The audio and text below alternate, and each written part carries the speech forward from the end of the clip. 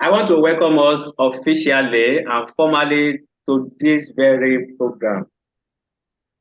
Yes, it is a program to celebrate scholars.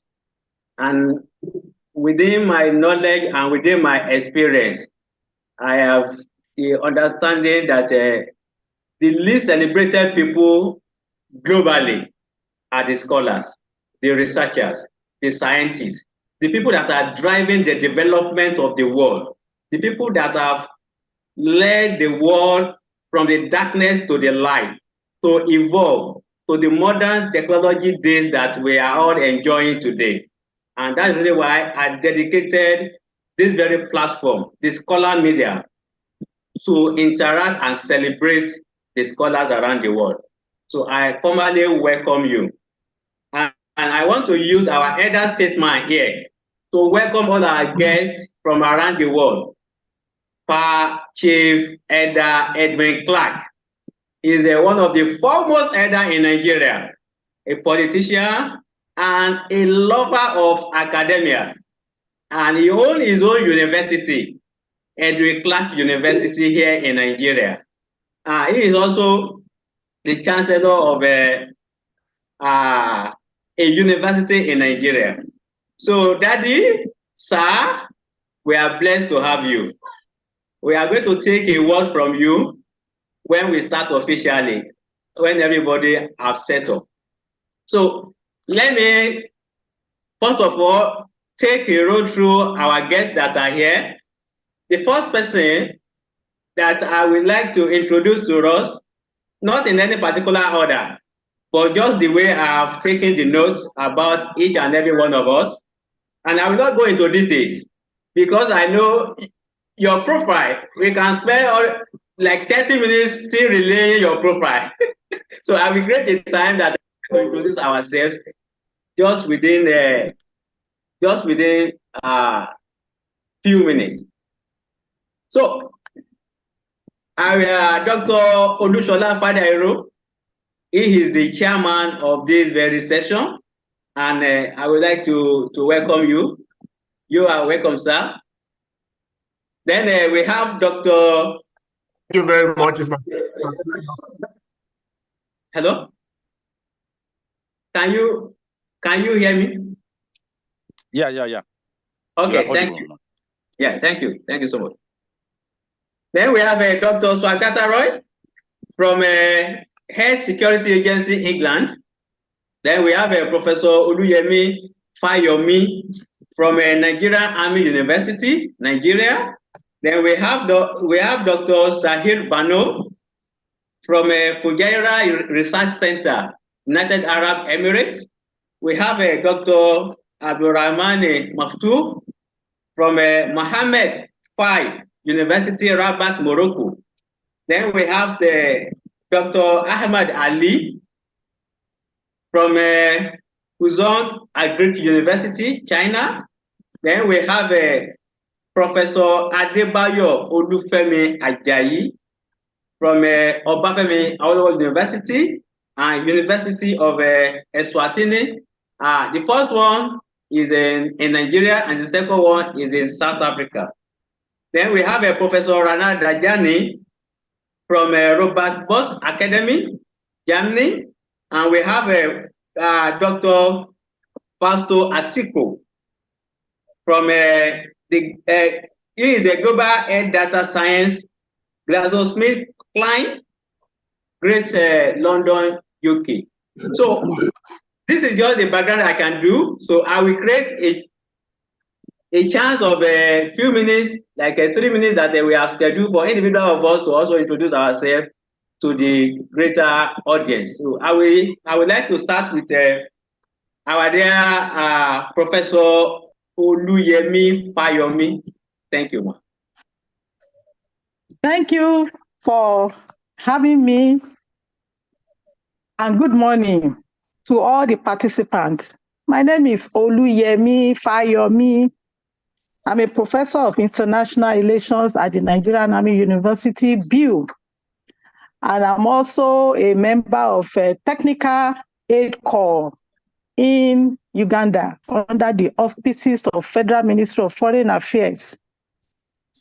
I'm a teacher, I'm a researcher, I'm a community developer.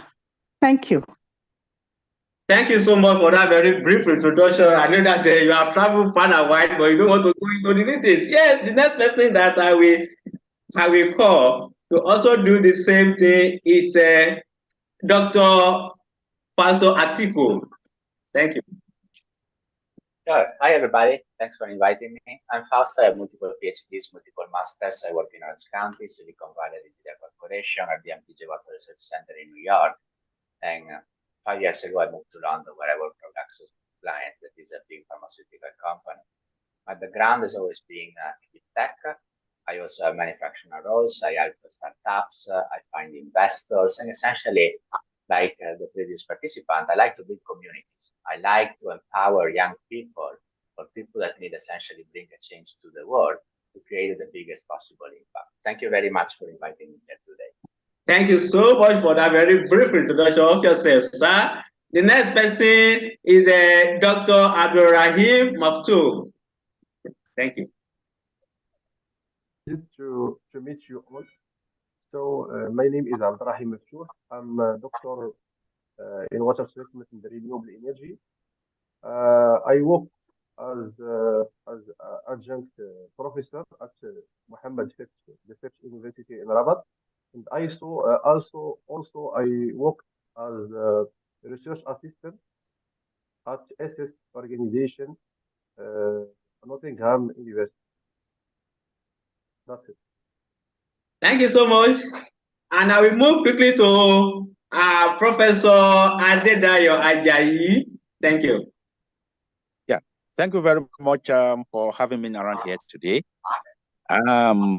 Adedayo Olufemi Ajayi, a professor of agricultural extension and rural sociology of Obafemi Awolowo University, Ile-Ife, and also of University of Eswatini in Southern Africa.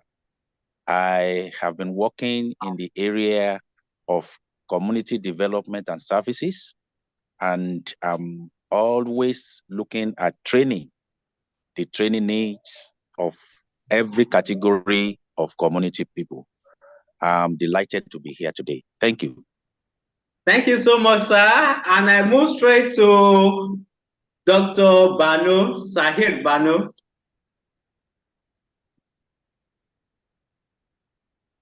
Thank you very much for inviting me. My name is Dr. Shahar Bano, and it's very good to hear that someone is pronouncing it very well. Usually I just don't got it correctly all the time. So I'm a principal investigator in Fujiwara Research Center, and I take care of the intellectual properties in the Fujiwara Research Center, so I'm a coordinator there as well. So with that, I oversee the projects that are we are doing in response to the sustainability. And recently we have done the COP28, and we have actually participated in it. Just excuse me. Thank you so much. And we'll move straight to the next person, Professor Swagata Roy. Hello. Yeah, thank you. Thank you very much for inviting me, and it was nice to see you, so many intelligent and talented guys here. So thank you very much for inviting. So my background is Ph.D. From Glasgow University in India, actually. And sorry, I forgot to tell my name. My name is Swagata Roy. Sometimes people call me a swag, which sounds quite cool. So I don't oppose to that. So anyways, so a few postdocs, one of them in UK, England. Followed by I moved back from UK to India for getting a position as a professor there. So I had my own lab, and then my students, and taking care of the lab, getting the grants, writing papers and all these things. After a couple of years there, I'm also teaching in there. So after a couple of years, I moved back to England again as a research scientist. And currently, or I'll say lately, I worked as associate principal scientist in one of the COVID lab. So when the COVID hit, I joined in that lab as the associate principal scientist and the shift lead. So I was leading approximately 150 people there for COVID testing, basically. And we, for 1.5 years, we tested almost 8 million COVID patient samples, and which was kind of a great achievement. And that was a part of UK government, UK HSA, United Kingdom Health Security Agency. So part of that, so I have kind of contributed in that. And also I very recently, I joined as a team lead in one of the university in England. So that is a brief overview of my profile. Thank you again for inviting me. Thank you so much. And I'll move straight to Dr. Olushola Fadairo, the chairman himself. Well, thank you so much. Sorry if my face is not very clear to all of you. I hope very soon the situation will change where I am now. I'm Olushola Samuel Fadairo. I am a senior lecturer in the University of Ibadan, specifically at the Department of Agricultural Extension and Rural Development. I have been researching over the years in the areas of climate change and agriculture. It was at University of Cape Town in South Africa, where I did a year visiting fellowship program. And during that time, I researched on climate change, climate finance, and agriculture. Currently, I am the Director of Entrepreneurship, Innovation, and Sustainability at the Emmanuel Alayode University of Education in Oyo, in Nigeria. So that's a brief about me. I am a lecturer, I'm a researcher, and I'm also involved in community development. I undertake consultancy services for organizations. I'd like to stop there for now due to the essence of our time. Thank you all. It's a pleasure to be on this platform. Thank you so much. And last on our guest list is Pa Elder Chief Andrew Clark. Sir, please let us hear a few words from you, sir. Thank you.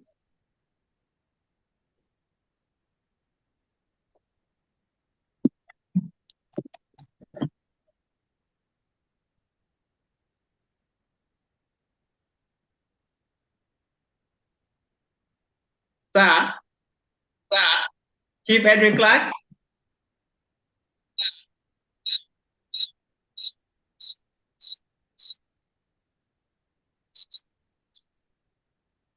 While we are waiting for him to unmute himself. Okay. Thank you. Yes.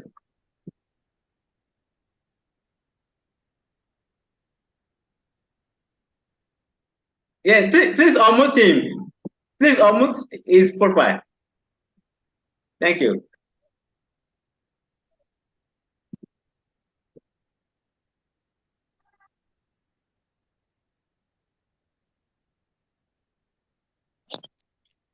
Please try to unmute him.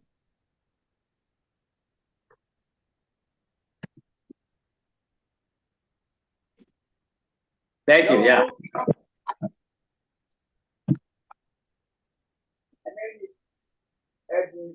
Senator Edwin Clark, former Pro-Chancellor of the University of Benin, first Pro-Chancellor of the Federal University of Technology, Mina, and I'm a lawyer by profession for about 59 years now. Thank you for recognizing. I'm a proprietor also of the Edwin Clark University. I'm the visitor. I wish you. And I'm also the Chancellor of Taylor University in Lagos. Thank you for recognizing me. Fruitful and successful delegation. God bless. Thank you. Wow. Please let us give a round of applause for our dear Edwin Clark. Yes, these are the people that are driving the development and how the sustainability of Nigeria is going to be relevant in the global society. Thank you so much, sir. And we thank Professor Fayomi for actually letting you know about this very program. So let's take the chairman's opening remark, welcoming us formally. Then we begin the interaction. Thank you for your patience. Dr. Fadairun. Yes, thank you, Dr. Let me first and foremost congratulate you and commend you for this good work you are doing. I have been following you carefully on the social media, and I see that you are doing a lot of work trying to build capacities of our young people, and also to engage in activities that can help them to develop and then realize their innate potentials. You need to be commended. I am so glad to see Chief Edwin Clark on this platform this morning. I've always watched him on television. I've listened to him a lot.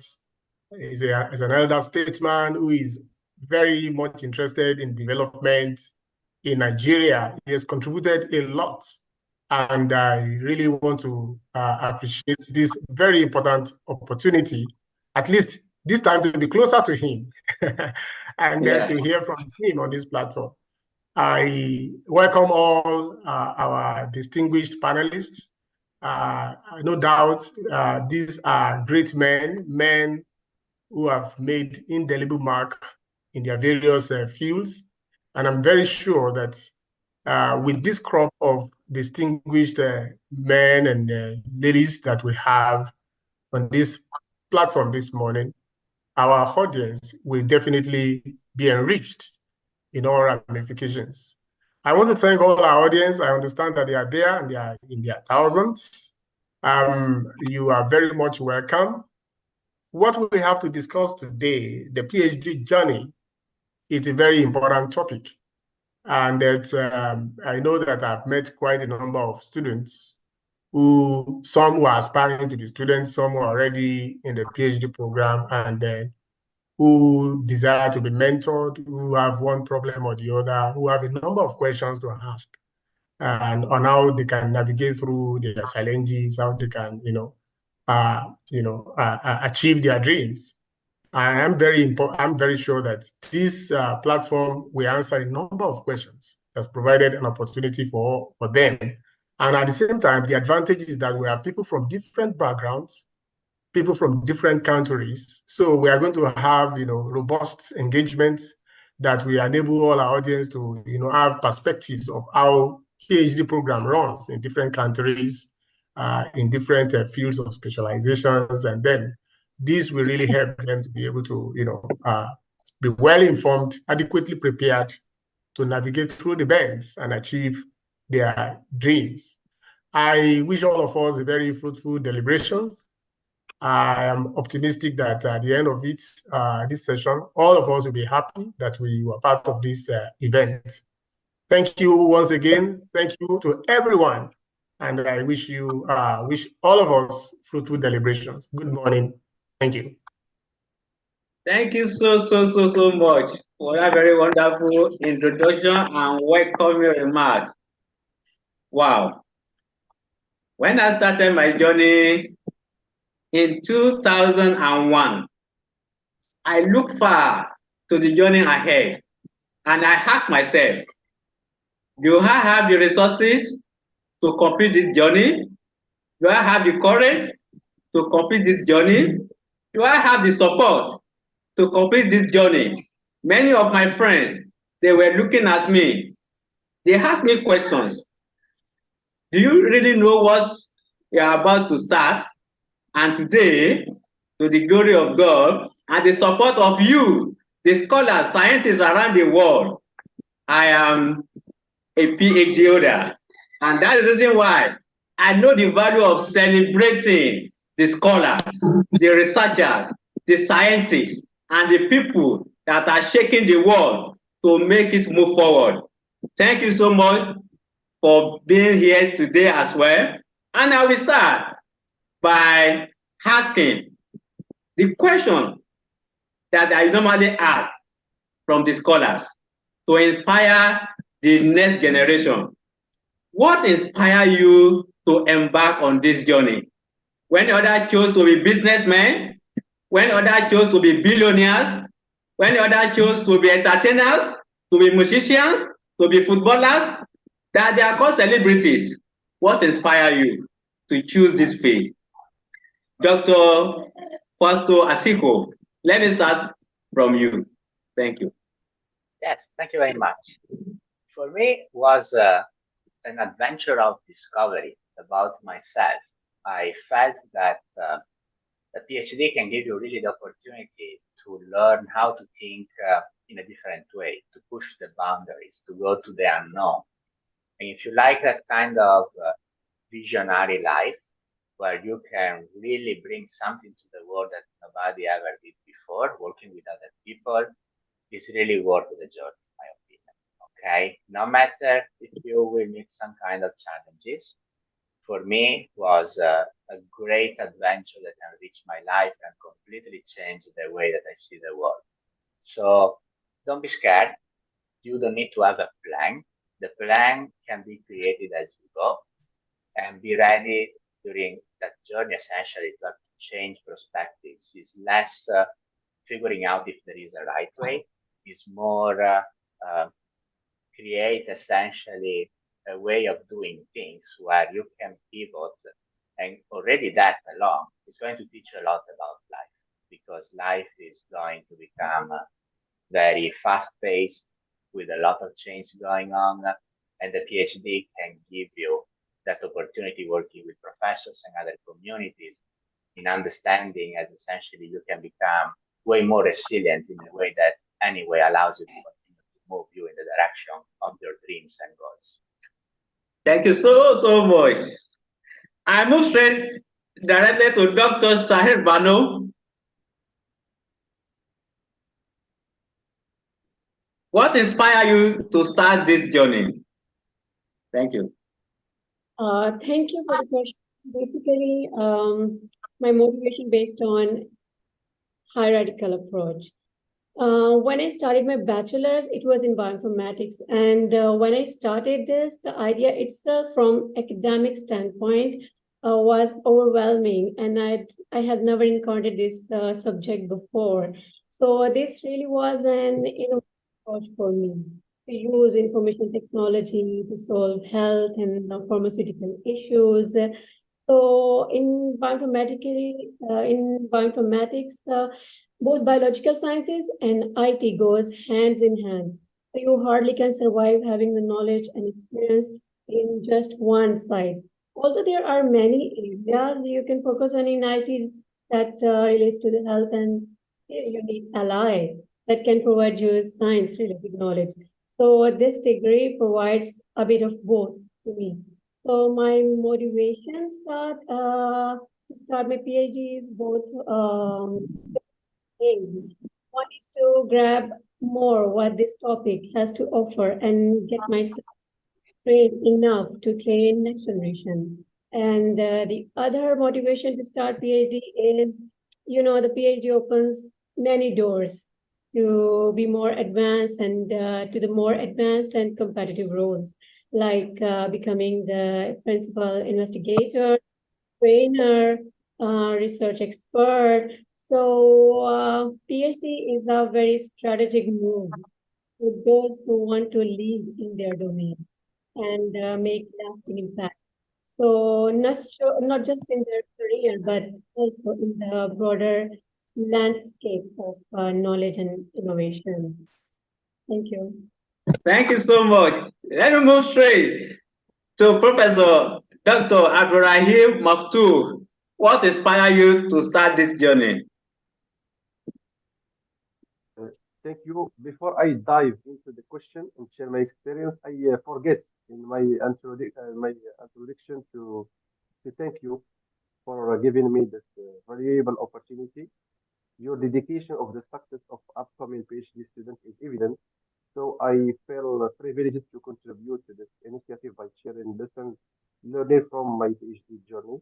So my academic journey took an unexpected turn after I got my bachelor's degree in physical science. During my master's program, I got the chance to work on a water resources management project in Morocco. This experience broadened my interest in resources management and water desalination. Donc, working with a diverse team at Mohammed V University in Rabat, I applied a crucial role in designing and sizing a solar-powered desalination station.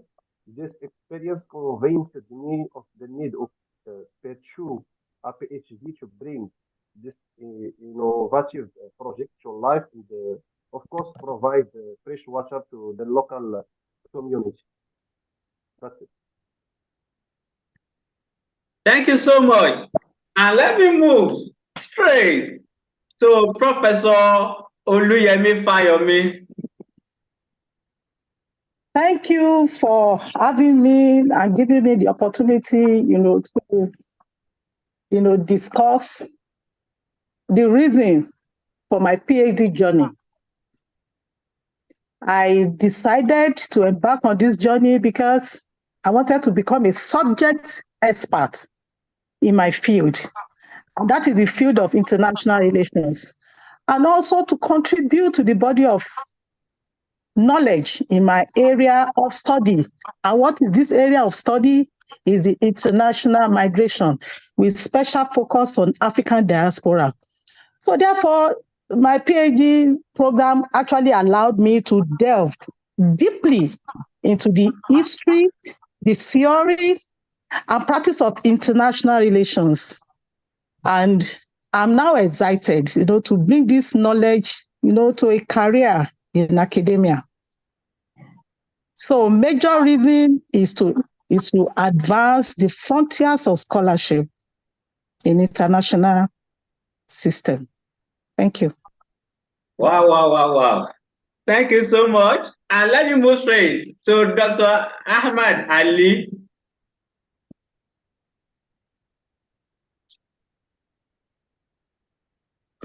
Hello, everyone. First of all, I would like to introduce myself. I am Dr. Ahmad Ali. I'm basically from Pakistan, but I have completed my master and PhD from Huazhong Agriculture University, Wuhan, China, and I'm here since 2015. And I graduated this June, and now I'm working as a postdoctorate in the same lab, continuing the same project, which I started in 2016, and I'm still continuing that. The PhD journey I started is I was offered scholarship by government to study back in 2015 the project, and my PhD supervisor asked me to continue.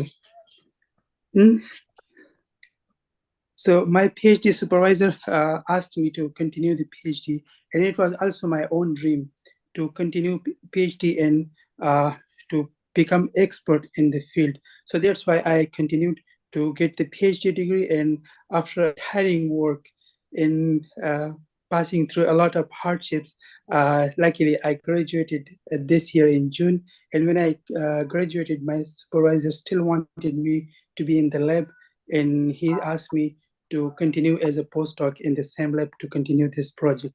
So this is everything for me. Thank you. Wow, wow, wow. Thank you so much. I will go straight to Dr. Swagata Roy. Hello, once again to everyone. So I'll say that my PhD inspiration, or the seed of PhD, has been implanted during my master's degree, because we have done quite a lot of work, or practical work basically, with animals, like raising monoclonal antibody in rabbits. So it was quite fascinating work. So we kind of dealt with the rabbits, everything, like feeding them, starting injecting them, everything. So that the seed started from there, like kind of, how to kind of start thinking about a project, thinking about how to handle things and all those kind of things. So after completing my master's, so I joined one of the quite premium institute in India called Indian Institute of Science in Bangalore. So if anyone here from India, so they might be knowing about it. So so I joined there as a research scientist there, and there also I work with a lot of like animal cell culture, cancer cells, and it was on hepatitis C virus.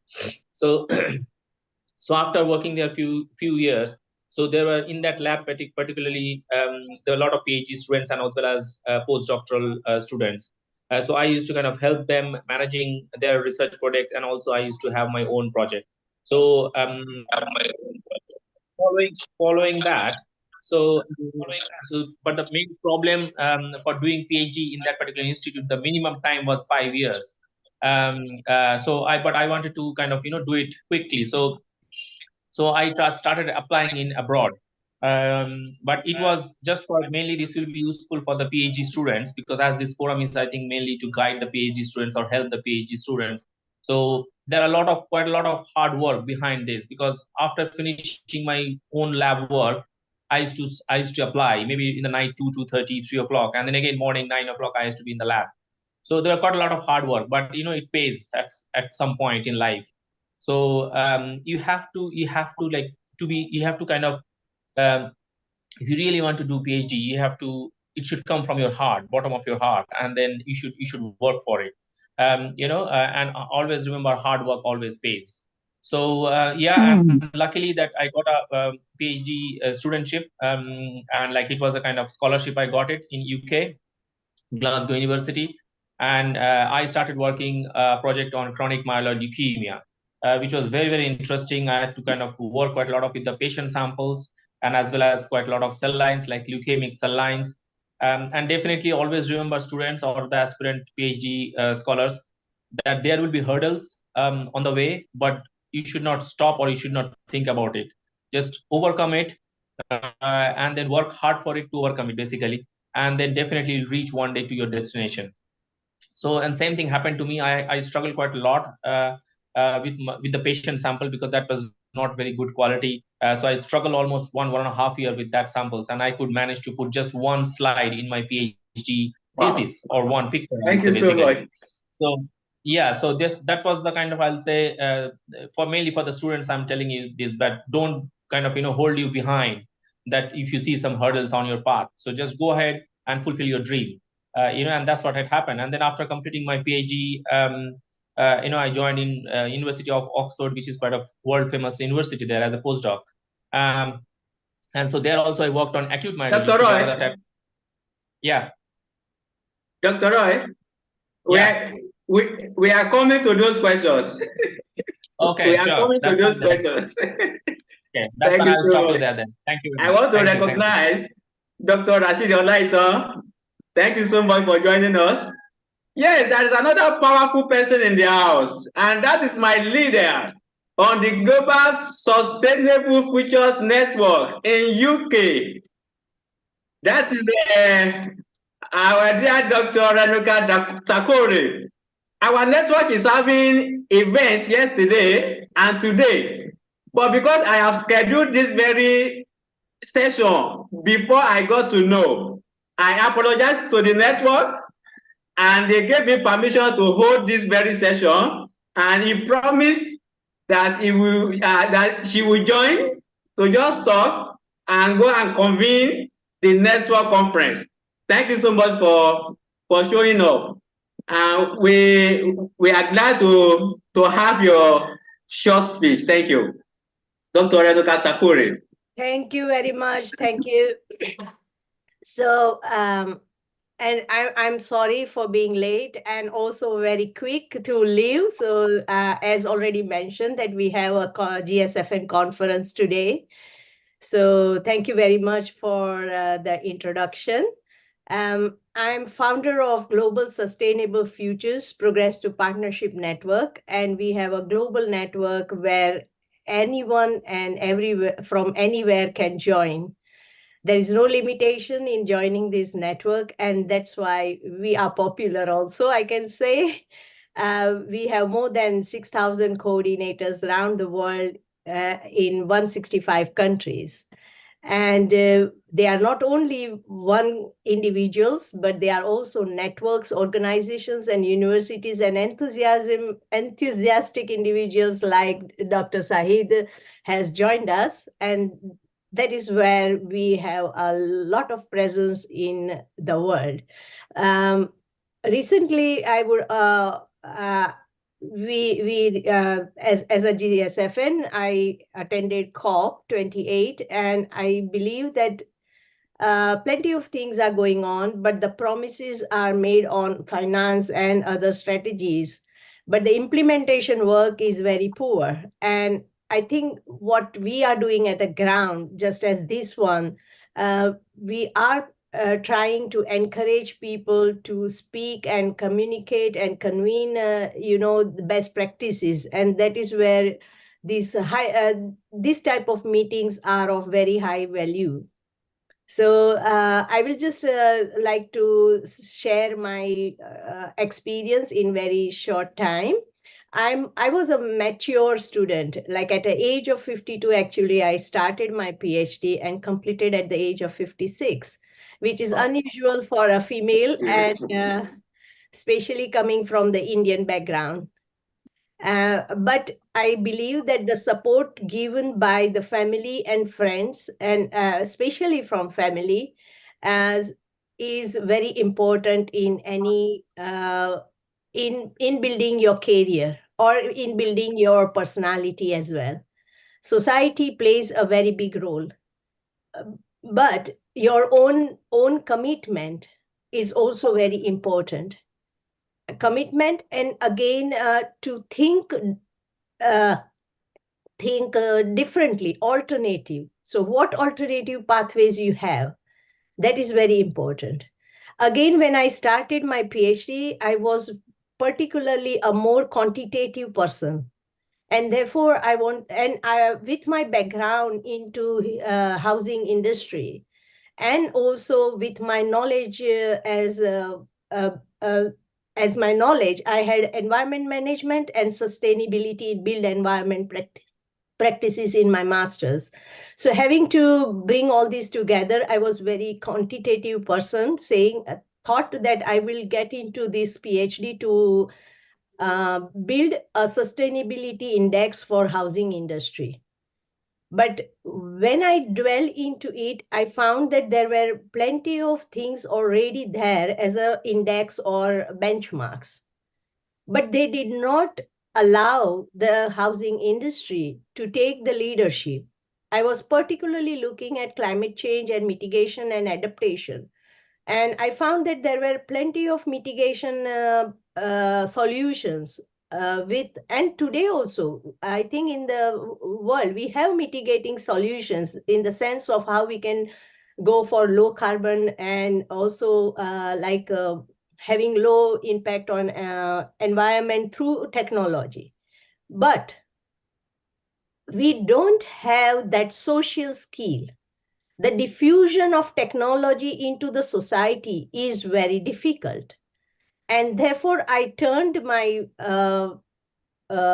research into what was required, even after having so much, lot of mitigating solutions. Why can't we are able to, deliver what we want to deliver? And therefore, I looked into it and I found that there were soft skills like leadership, regulatory regimes, or the political will were not enough. And that is where I focused, and I developed a stakeholder engagement model, and which now that model I'm trying to research more and more and put into practice into real world. And today my network is already a product of that implementation. And it is giving me a lot of immense, not only me, to everyone who has joined this network, it is giving a productive outcomes or desirable outcomes, we can say. So saying that, giving that example, what I mean, that whenever you embark on a PhD project or any research project, do not have a fixed mindset that you are going to particularly find that. Whatever you wish, you are going to find. That is not the essence of science or research. Research is going into an open-minded and exploring and then trying to find evidence. And on the basis of evidence, you can find the final results, or you can develop that theory or, your product. it should be scientifically based. And science or PhD or research process is to bring the evidence in fact-based evidence and make your project, find the fact-based solutions. So I will stop here. And that is where I would like to emphasize that research is very, very important in any matter, even in a simple decision making of your, like buying your dress or doing any activity. If you are doing a science-based research, you have choices and there are alternatives, and you can choose the best alternatives based on the evidence that you have collected. So thank you very much for listening to me, and have a good time, everyone. And also, I will put a link for my GSFN conference. And if you have time, then join us, please, today. Thank you. Thank you so much. We really appreciate you, because it is not easy to be coordinating a conference of more than 6,000 people that we have started, and you take a break to join us here. Thank you so much. Thank you so much. Thank you very much. So the next question, I deliberately know that we have not taken the response of the chairman. What inspired you to start the PhD journey or academic journey, Dr. Fadairo? Thank you so much. I would say that passion for teaching. When I was growing up as a young boy in my neighborhood, I just found that I had that passion for stepping down knowledge that I acquired from the classroom to my colleagues. I do some sort of tutorials and then what we call summer coaching classes for younger people in my neighborhood and the church where I was attending that time. And then, so as I was advancing in my studies, I discovered that the passion kept, improving, growing. But that time, I just know that I love to be, in teaching profession. But what inspired me to actually choose the university, to teach at the university level, was the relative respect and regard that the society generally accord to lecturers at the university level. And I know that holding a PhD degree is very critical. As a matter of fact, it's important for you to be a teacher at that level. So I decided to go in for a PhD study program. It was while I was in the program that some other things got, unraveled to me. But really, what initially motivated me was that I had passion for doing it, for teaching, and I think that it is better to just follow my passion. And later on, I discovered that people who teach at that level are accorded, high degree of respect compared to, other levels. So, and my dad used to have a friend who was then a professor at the University of Lagos.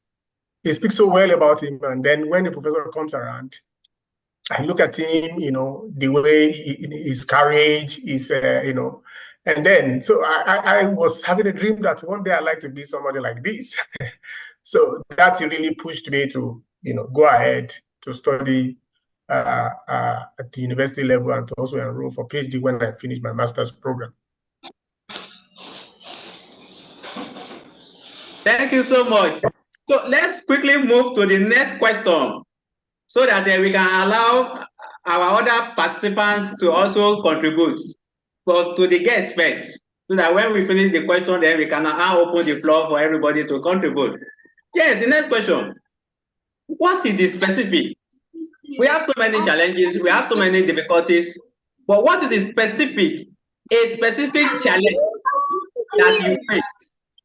And how did you overcome it? What is the specific challenge that you face during this very course of a program, and how did you solve it? Within a short time, give us the response. Let me start from a Professor Dr. Abdurrahim Maftu.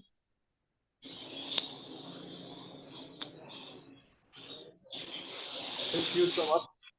So during my PhD studies or doctoral studies, I faced a specific challenge: coordination with various stakeholders, including research team leaders, what technologies, and representatives of Moroccan governments, particularly ONAA, National Office of Electricity and Drinking Water.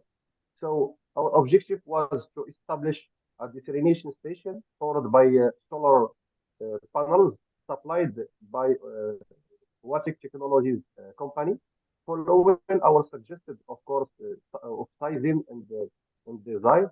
Additionally, we need to secure a site for ONAE for the station implementation.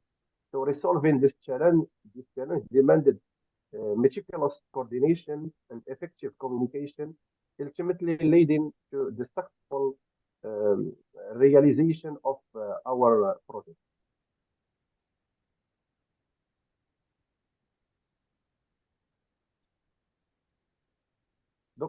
Thank you so much. Yes, Dr. First Article, before you leave, what's your specific challenge and how did you overcome? Sure. For me, the challenge was related to the fact that during a PhD, many times you do not really know what you are going to discover, even if you have an idea about the direction. And so there are many times when you are going to hit some end of the road kind of activities. And my experience is that can be very frustrating for people that invest a big chunk of their life in a PhD. And what I found it works is that essentially you need to create a plan where you are not only following one direction, but multiple at the same time. That is one way to de-risk the process. The other thing that you can do to overcome the challenge is to reformulate the problem. You will be surprised on how many times you can find very creative and easy and elegant solutions just reframing the problem. Seeing the problem from a different angle instead of considering the problem like written in stone. And that is another way that you can overcome challenges.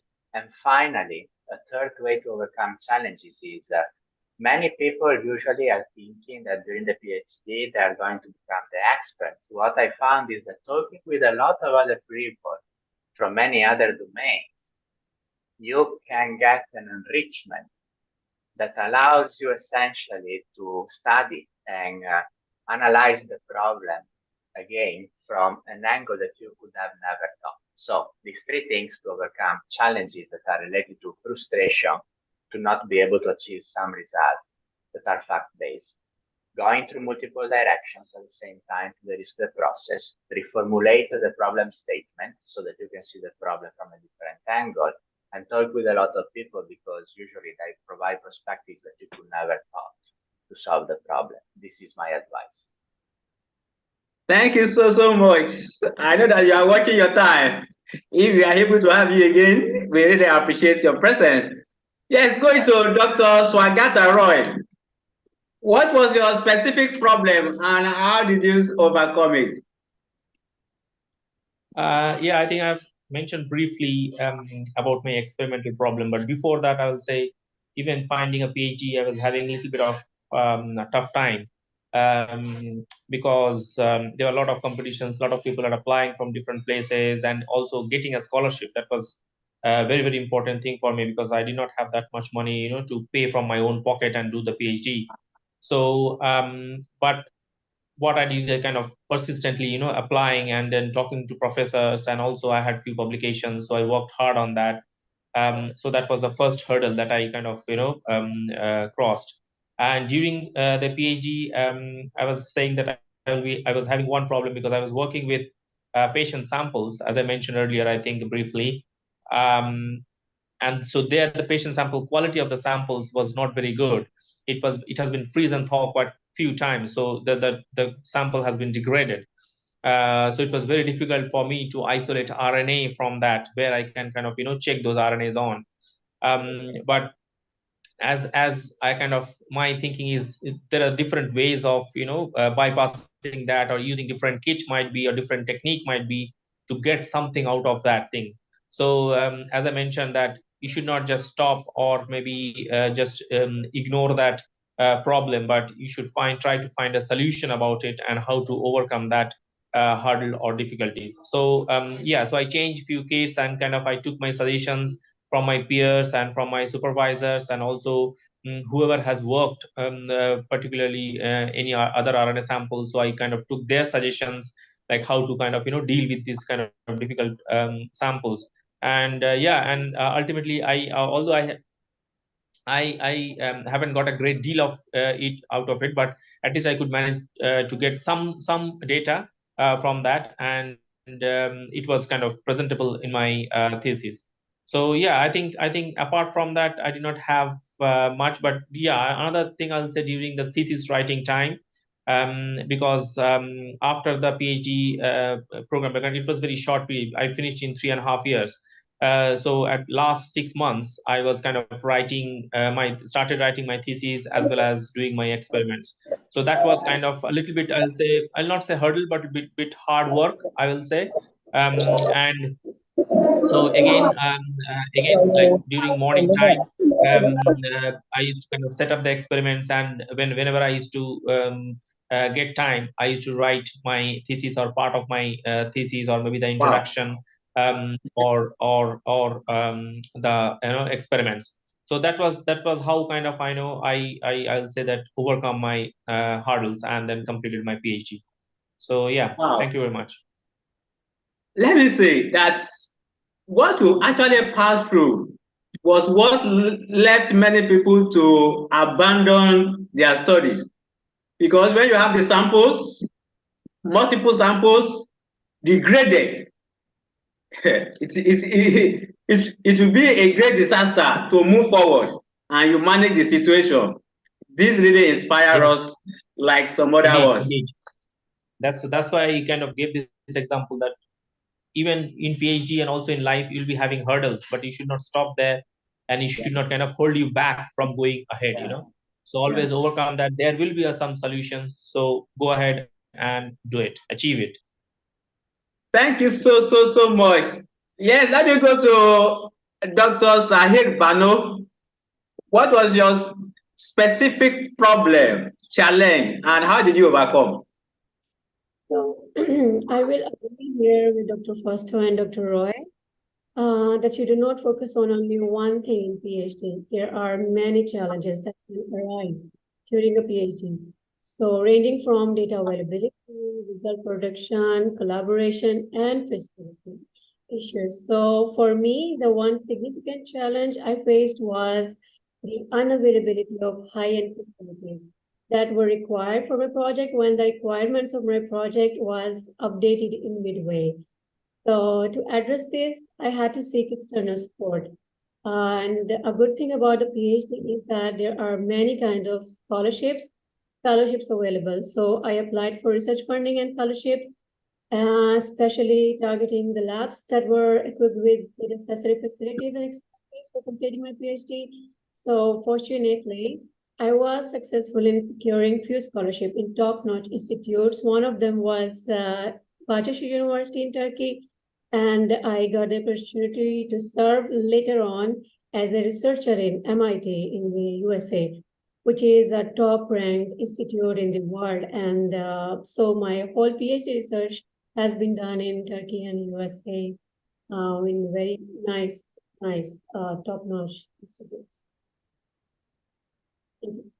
Wow, thank you so much. So let me go to Professor Oluyemi Fayomi. What was your specific problem and how did you overcome? Yeah, thank you so much, the convener. Well, during my PhD journey, I had several challenges, but the specific challenge I encountered during this PhD journey was the struggle, like let me put it this way, struggle for deadlines. Before the actual deadlines, I will have, been kind of procrastinating, struggling to meet the deadlines and all that. And at the end of the day, I decided that I was going to overcome this particular challenge of struggling with deadlines. So I set a personal deadlines for myself before the actual deadline. So with that, I was able, to have enough time, to conclude every chapter and submit, instead of, scrambling at the end and all that. So I set up a personal deadline so that in order to, eradicate completely this struggling with deadlines. That was the particular challenge I had, struggling with deadlines. And I was able to overcome it by setting personal deadlines for myself. And it worked for me. Thank you. Wow. This is really a learning session. Deadline being a challenge, resetting the deadline to meet the deadline. Yes. Wonderful. Let me go to Professor Ajayi. What was your specific problem and how did you overcome?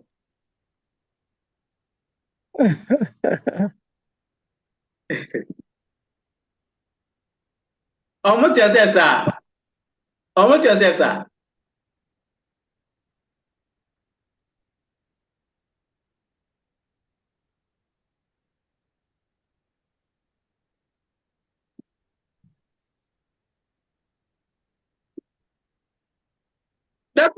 Professor Ajayi, unmute yourself.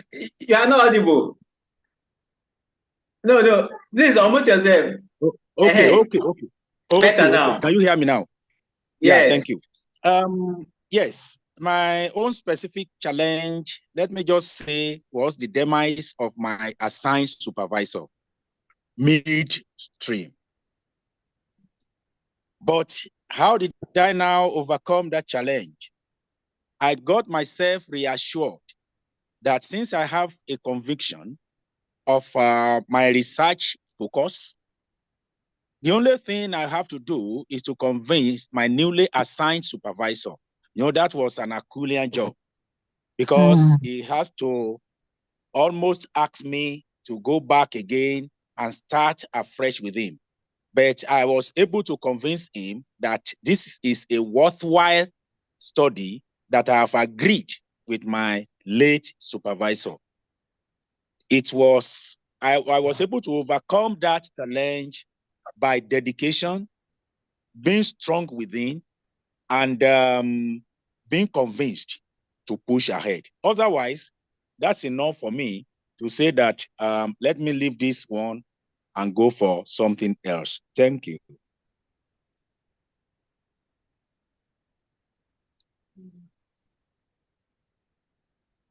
Wow. Thank you. Thank you so much.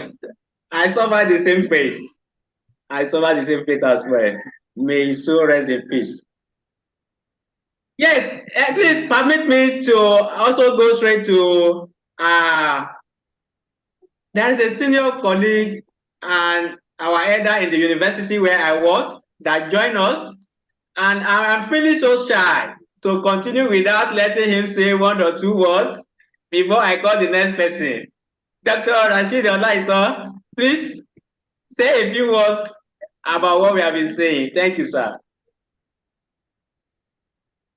Thank you very much, Dr. Adebi Said. I'm Dr. Rashid Olaitan Adetoro from the Department of Pure and Applied Chemistry, Osun State University, Osogbo, Nigeria. So actually, there were a lot of challenges in the course of doing my PhD. But specifically, the instrumental analysis aspects was very, very difficult because some of our universities in Nigeria were unable to get some of these instruments. So I had to send my samples abroad, some to India, because some of my colleagues were doing their research bench work of us. So India, I sent some to South Africa. So before I gathered all these things, you know that it entails a lot of financial implication.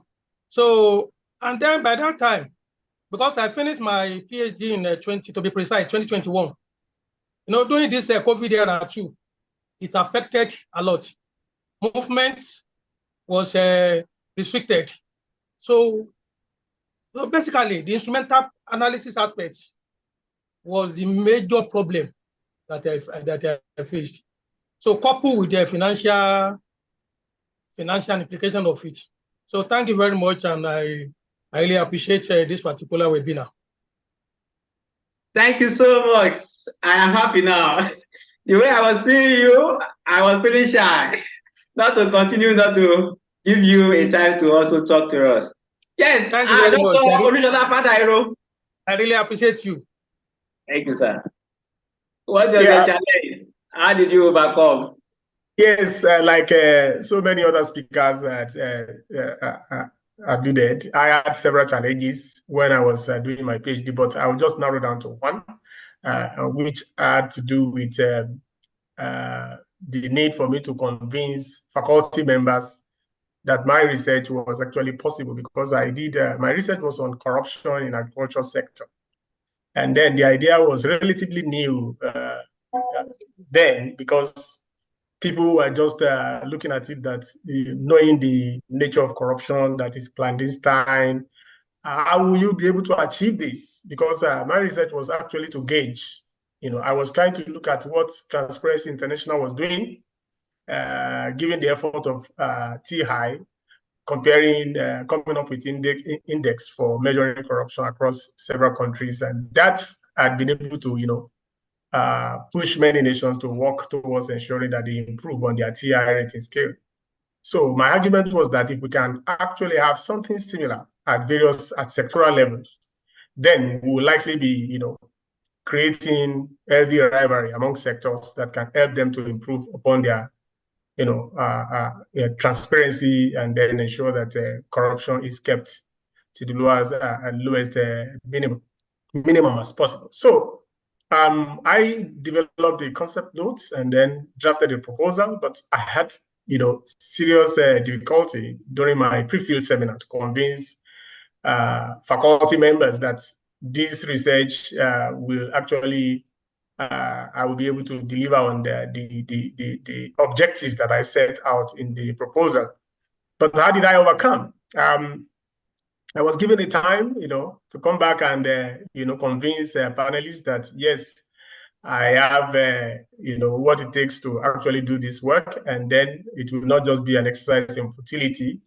So I had to take time to read, you know, profiles of some scholars across several countries who had done something similar. I came across one scholar in Sweden, Professor Staffan Andersson of Umeå University in Sweden.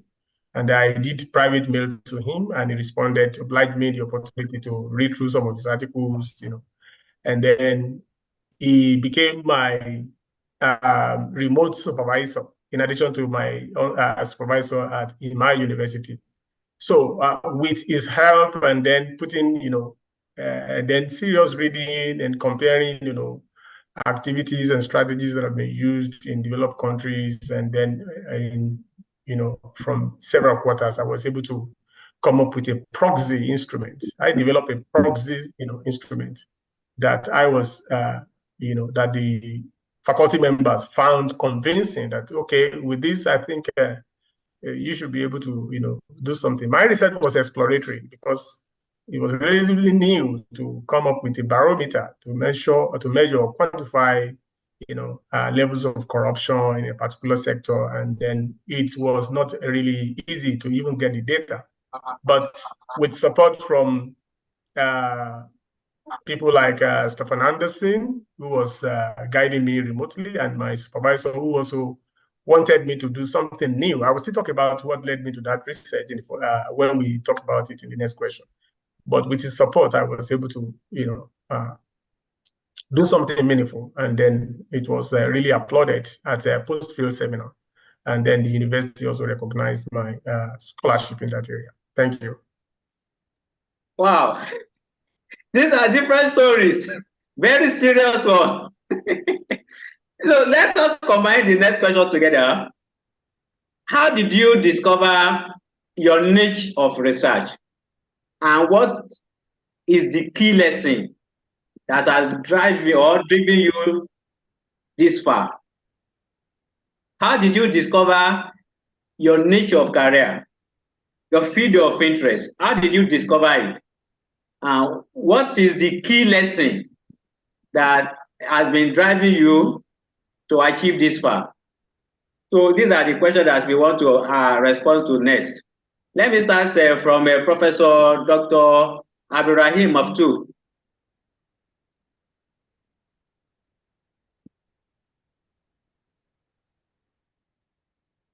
You hear me? Do you hear me? Yes, you are audible. Okay, so this skill I developed during my PhD studies, it's effective communication, is now an invaluable asset in my role as an adjunct professor. So by applying this skill, I can explain complex scientific concepts in an accessible manner to students. For example, if we take the filtration concept, so water filtration involves the removal of impurities in particles. So accessible explanation. So I think of water filtration like using a giant sieve or a coffee filter. So the water passes through, but the dirt and other yucky stuff gets stuck, not leaving us with also clean water. So this has proven essential in creating an engaging learning experience, fostering a deep understanding of sometimes challenging subjects. Through this ability, I can not only enhance the quality of teaching, but also encourage dynamic interactions between students and the educational materials. So ultimately, the lesson learning from my PhD experience emphasizing the importance of clear communication finds concrete and beneficial application in my daily engagement with higher education students. That's it. Thank you so much. How did you discover your area of research, and what is the key lesson that is driving you this far in your career? Dr. Sahid Banu. Dr. Sahid Banu. Yes, I agree with Dr. Abraham that the clear communication is a necessity in PhD and the career afterward. And for me, as I took the lead in planning almost the entire PhD project by myself, and I received extensive training in research planning, proposal writing, and overall project development. So this has become a vital aspect of my career. Now, in my job as a intellectual property coordinator, I have to generate new projects. There are times when I need to kickstart multiple projects in a single day, just to give new interns something to work on. And the ability to lay out and explain research plans well has become super important. And it will be a superpower if you are expert in this, in your field, in your job. So the experiences for my PhD planning was the key and is now a vital part of what I do in my job. And it helped me manage various projects and guide me effectively. Wow. Thank you so much. Yes, Professor Ajayi, how did you discover your area of interest? And what is the key lesson that is driving you in your career? Thank you so very much. For this question, what are the things that kept driving me and how I discovered my research interest? At that time, that's between year 2000, 1999, 2000, there was this challenge that we have all over the globe. That is child abuse, child labor became the song that was sung everywhere. I now realize that in Nigeria's situation, the young ones that could be referred to as children, they are still involved in agriculture, especially in rural Nigeria. So I now see that I can probe that. Can I say something different from what the whole world was saying in respect of child labor and child abuse?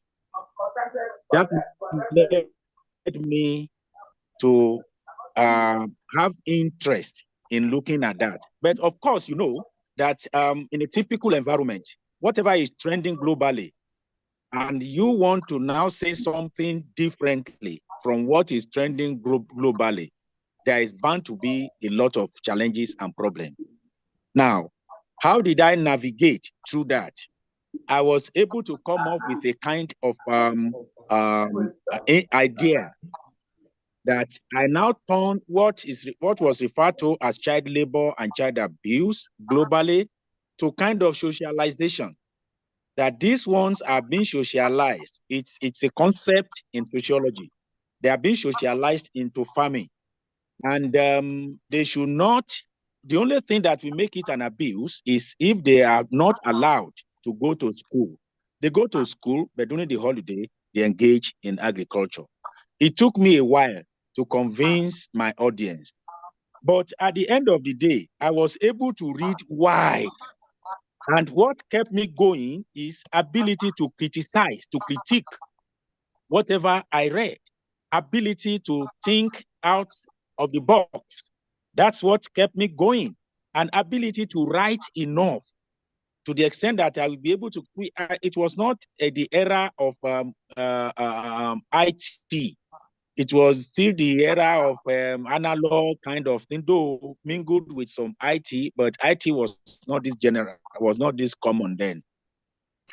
So ability to critique, ability to read from classical theories.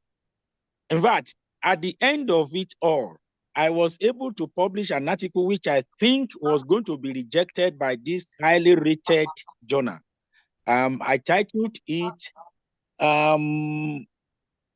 Child Abuse and Child Labor Between Global Ethics and African Reality. I didn't know that that was going to be celebrated. And up to today, it's one of the articles that was being celebrated, that I'm not talking of African reality. That's how I was able to narrow down to look at what is not in line in the global pedestal. Thank you so much. Wow, these are beautiful experiences. Let me move straight to Dr. Fausto Atiko. Yes, for me it was about spotting trends, right?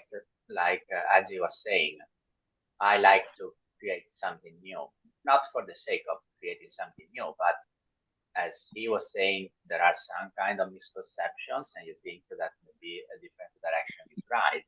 That is where you should position yourself after understanding way better the context. So spotting trends and ride these trends from the start as they pick up speed and will become important in 5 to 7 years time, or solve important global problems, is a way that I use to find my niche. In the real world,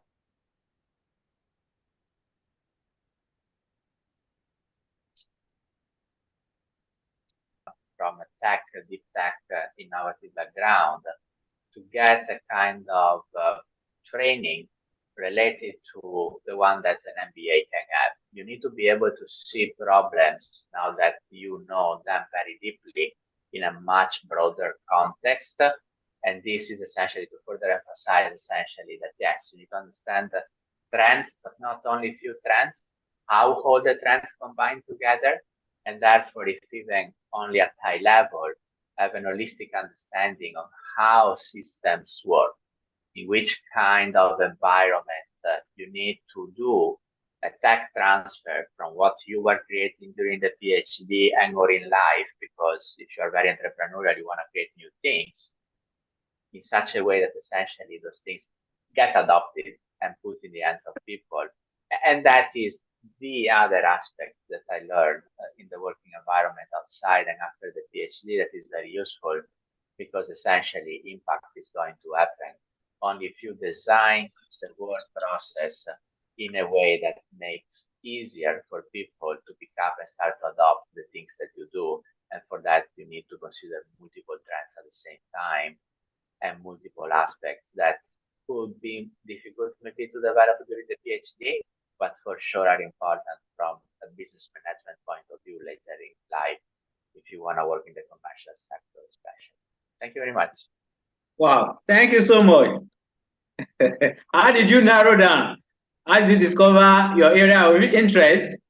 And what is the key lesson that has been driving you and taking you this far? Professor Oluyemi Fayomi, let's hear from you.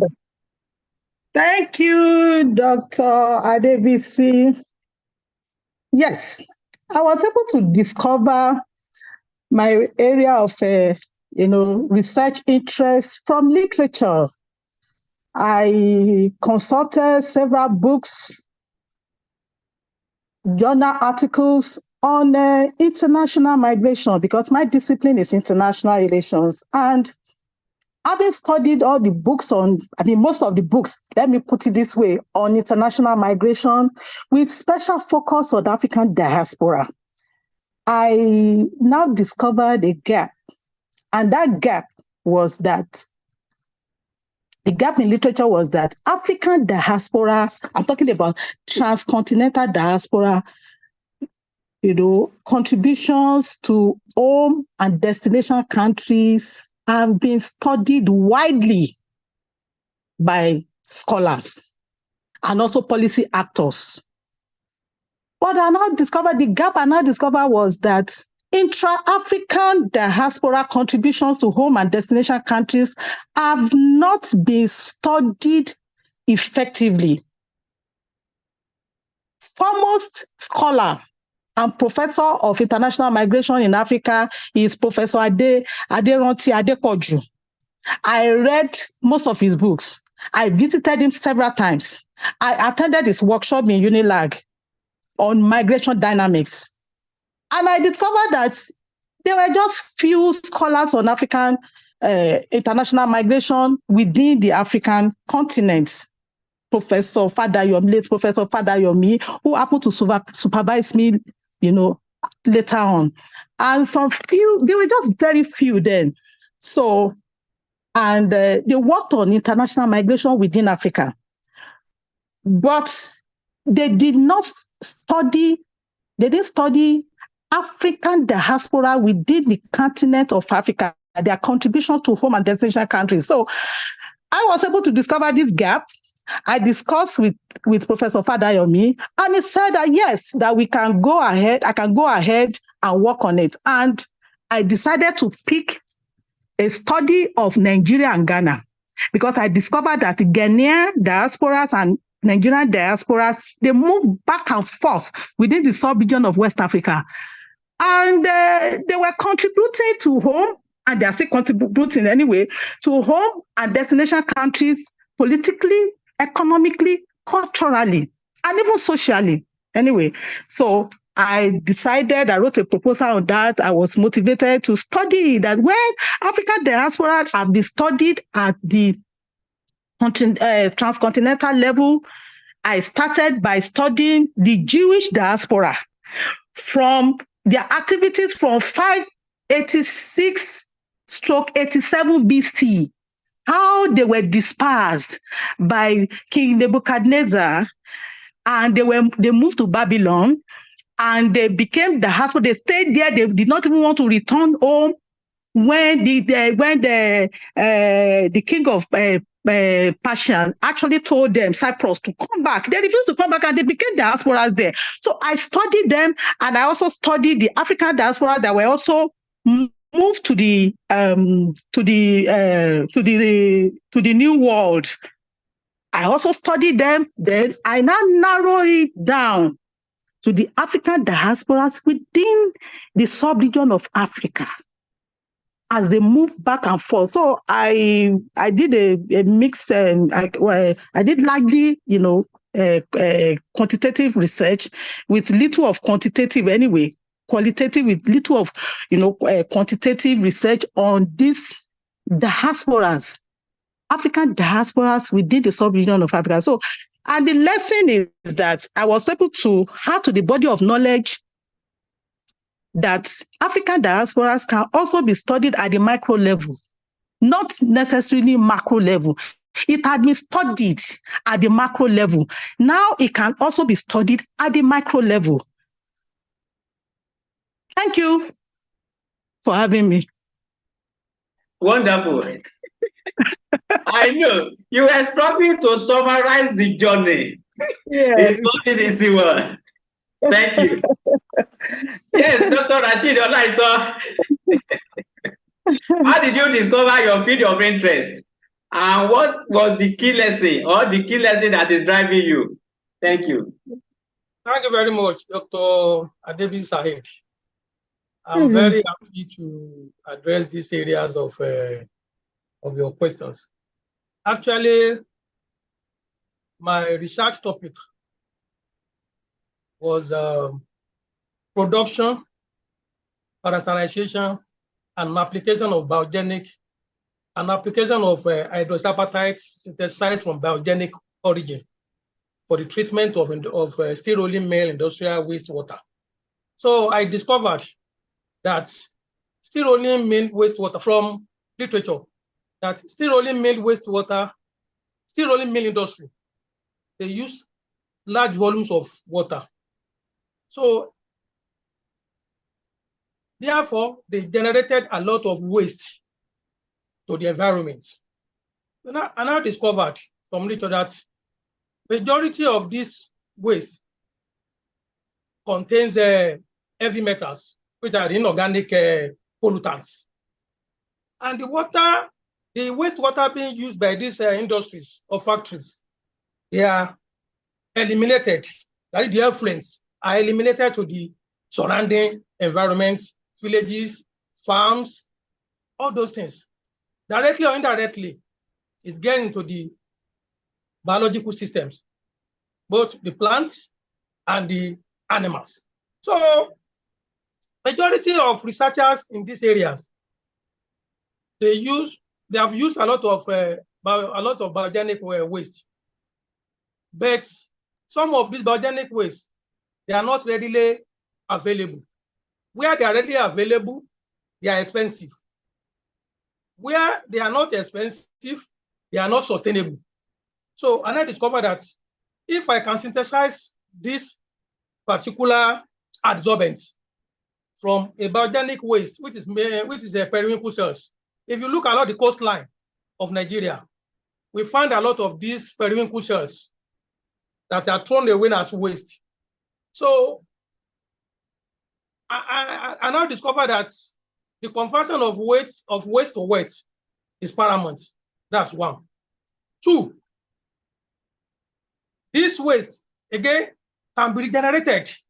So that is, having been used for the treatment, we can still regenerate the adsorbent again for the treatment of this waste. And this will be useful to the surroundings, the people, and the community. So preventing them from diseases or harmful infections, because some of these heavy metals, they are carcinogenic in nature. They can cause cancer. So if they are built up in the biological system, in the long run, the system will collapse. So that's when I discovered that to convert waste to wet, one. Two, to find a material that of organic origin, which is human-friendly to the system and to the environment. This will go a long way in solving the problem of our people and the globe at large. that's what prompted me to that particular area of research. Thank you very much. I'm very grateful, sir. Wow. The realities will pop up where to key into. That is the message. Dr. Olushola Fadairu, how did you discover your area of interest? What is the key lesson driving you? Thank you. Like what many others have shared, for me, my research area of interest was actually suggested to me by my supervisor. Not the topic anyway, but the thematic area he wanted me to work on. Before that time, my supervisor had the opportunity of attending a public lecture that was convened by IITA in Ibadan, in Nigeria. And the lecturer was Professor F.S. Idachaba. He's late now. F.S. Idachaba was a renowned agricultural economist. And he was giving a lecture on something that's around food security. And in his lecture, he argued that many researchers have designated some areas as non-research constraints, among which is corruption in agriculture, and how we are unable to make progress in finding solutions to the problem of food insecurity because we have neglected some vital areas that we said that, oh, these are non-research constraints, researchers cannot really do much in this area and things like that. So my supervisor left that lecture with a strong passion that, yes, as a take-home for him, he wanted to do something about, unbundling that, monster called corruption and culture, and then see how data in that area can help to improve our yearnings to balance the hunger equation in Africa. So unfortunately for me, that time, I was just submitting my research proposal, concept note to him. I wanted to work on something different from, because I was assisting a professor who was a consultant to World Bank at the time on local empowerment and environmental management project, LEIMP project in Nigeria. And I was in the front row, doing a lot of field work on behalf of that consultant. So in the process of my involvement in that LEIMP project today is called the CSDP, Community and Social Development Project. I wanted to work, I developed interest, and I wanted to do something on social inclusion issues in community development project and the rest. So I did a concept note and brought to him. Unfortunately, it was the time he just arrived from that lecture, and the passion was still very strong in him at that time. So he looked at me when he read through my concept note and told me, Shola, somebody like you, I think you have capacity to break new ground. Somebody like you should not do a common research. That was the way he put it. I said, what is common? He said, I don't have interest in this area that you are proposing. I think we have done a number of works in the past in the department in the areas of livelihood and the rest. Not minding the merit of what I was bringing on board anyway, but I could understand. He was so passionate about the lecture he just had, and he said he shared the idea with me that he wants me to do something in that area, corruption in agriculture. Well, I knew that I wasn't going to find it very easy if I insisted that I want to work in that my area of social inclusion and then community development stuff, because I could see in him that he really did not want to listen to anything. And then he felt that, look, as a good candidate like he, because he supervised my master's dissertation, so he knew, maybe he understood my capability to be able to deliver and dig that ground. So he felt that, look, he had no option than you, and you must do this work. So I had to surrender. I had to agree, okay. So the idea was just that we needed to do something about corruption in agriculture, not the topic. So it was now left for me to, read literature and then identify a problem or a gap that I can do something to fill. And that was how I started, reading. I told you in the process of reading. And then, in fact, it was not very easy. For the first 6 to 8 months, I didn't write anything because it was completely new to me. And then I was sleeping and waking up every day. It was a worry for me, thinking about corruption in agriculture, and then what can I do in this field? And then after day-to-day reflections, and then studying in that broad thematic area, I began to have some ideas, of what I can actually do. And then at that time, my daughter was always beside my bed. Anytime idea pops up, even if I was about sleeping, I'll quickly rush, get up, and then put down something in my jotter. And then later on, I read. It was in the process of reading that I got to know about Stefan Anderson that I talked about earlier, who had worked extensively, though a political scientist. I think Stefan Anderson is from a political science department in Yale University in Sweden. I haven't had the opportunity of meeting him incidentally, even up to now, but he actually played significant roles in my PhD work. So I wrote a mail to him. I see that he's done a lot of work in the areas of corruption studies, but mine is now coming from the angle of agriculture. And then he was very kind to reply me, and then that was how he sent me some materials I read, and I was able to crystallize from the problems and gaps I found in the literature what I worked on eventually. That was the journey. So the key lesson, sir. The key lesson is that eventually when I got into it, I loved it. And the key lesson is that students should not be afraid to break new grounds. As a matter of fact, when you do PhD research work in novel areas, it's to your credit. You gain recognition, you learn more. Students sometimes want to do something that's very easy, that they can easily, go through and just pass through the motion, and then they have a PhD. And so some of them don't want to undertake new ground because they know that probably they will spend longer time. I spent about 6 sessions, but I think I had no regret for that. Thank you. Thank you so much. These are beautiful stories. And I am very happy that we are having this conversation. Yes, next to the next question. I have reframed how the question is going to look like. To make it look attractive, these experiences, not to scare people away, that what they are saying, I cannot face it, I cannot bear it. So let's move to the other side of it.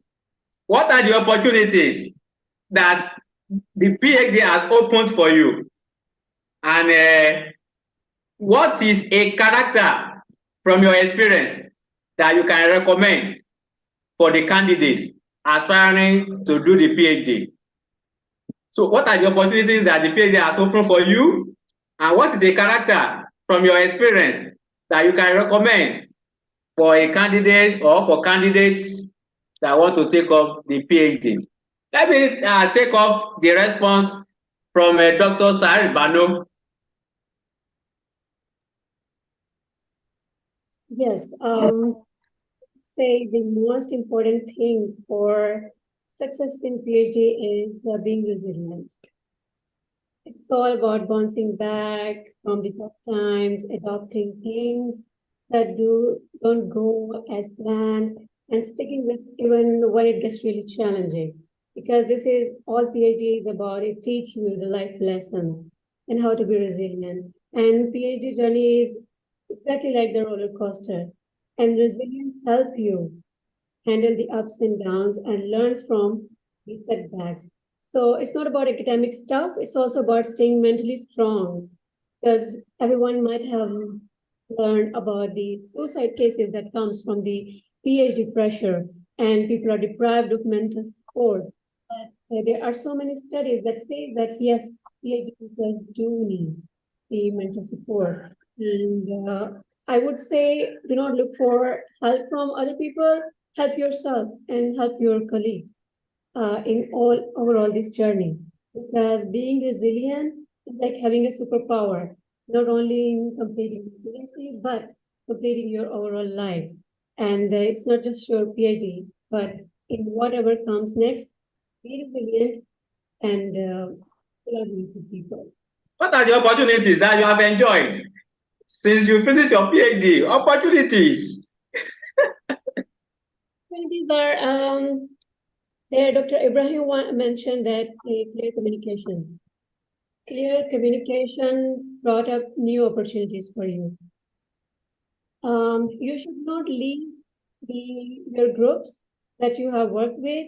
You should not leave the circle of your colleagues, because these are the people that will pave the next way for you, if not in any other way around. So it's like my opportunity is like when I did my PhD, I stayed in contact with my people. They helped me polish my overall skills, and they helped me so many things. So I took break in my career because of some family life, but then to bounce back, my colleagues, my circle, they helped me out, and so what I have to say. Were you there enjoying the conferences, traveling, grants, and some other things? Sponsorship. Actually, perks you get with the PhDs, because as I say, I won so many scholarships. So basically, with the scholarship, one thing my professor in MIT, he says to me, if I'm at your position, I will get most out of this experience. So I got so many things there with the help of my professor, David. There was one healthcare venture complete course for the entrepreneur that I got in for free. And I learned the ventures of healthcare and how to be an entrepreneur in this section. So that was very expensive course, but the perk is like I got it. That's because my professor wanted me to get it. Then not only this one, with the postdoc, my colleague there, she helped me get into one of the postdoc project where they have to win $500,000 to start one journey. So I was in the part of that. I was part of that project as well. So conferences, travel, it comes. These are all the perks that comes with your all these scholarships and fellowships. But opportunities comes with the right choice. You have to be like choose the right people. You should not choose the people like you just get the opportunity and you're not thinking about any other thing and just go for that opportunity. No, just look for the people if they are open enough to help you blend in their group. Look for the people. Ask other people about your mentor. Try to talk to the people already in the lab if they are. Ask them to be open with you. Like your PhD can be ruined with the toxic supervision. Look for the person who will help you. Look for the people who are going to surround you that are open-minded and always ready to help. And I would say the place matters as well. Like one of my experience in MIT is everywhere in every desk you will see a small poster written, "Do not strive alone. Ask for help. We are here to give you our hands in help." So. Wow. Look for group you want to join in that are very open and friendly and embrace you. Thank you so much. Straight forward to Professor Dr. Abdurrahim Maftu. Opportunities you have enjoyed, and what is the character that has helped you? In my opinion, a critical combination of characters is essential for success in a PhD program. I agree with Dr. Banu. Resilience is the key of overcoming the challenges of research. That's one. The second is discipline. Ensures consistent structure and organization, while effective communication and network skills make contacts with experts, knowledge sharing, access to the various expertise and spiritual collaboration. Together, this characteristic form a solid foundation for a successful PhD journey. Thank you so much. Yes. You're welcome. Dr. Oluyemi Fayomi, opportunities and the key character that has helped you. Thank you so much, Dr. Said. Yes, the PhD journey was a successful journey. I arrived safely and doors of opportunities were opened for me. Number one opportunity, academic or research opportunity that I had during the journey was the Codestra Small Grant for Thesis Writing, which I was awarded with. And then during the course of the journey, I was also privileged, to be competitively selected for the exchange program in Canada by the Center for International Governance and Innovation, called CG, in Waterloo, Canada. And I was able to get a host in McMaster University, Professor Bonnie Ibawon, in the Department of History.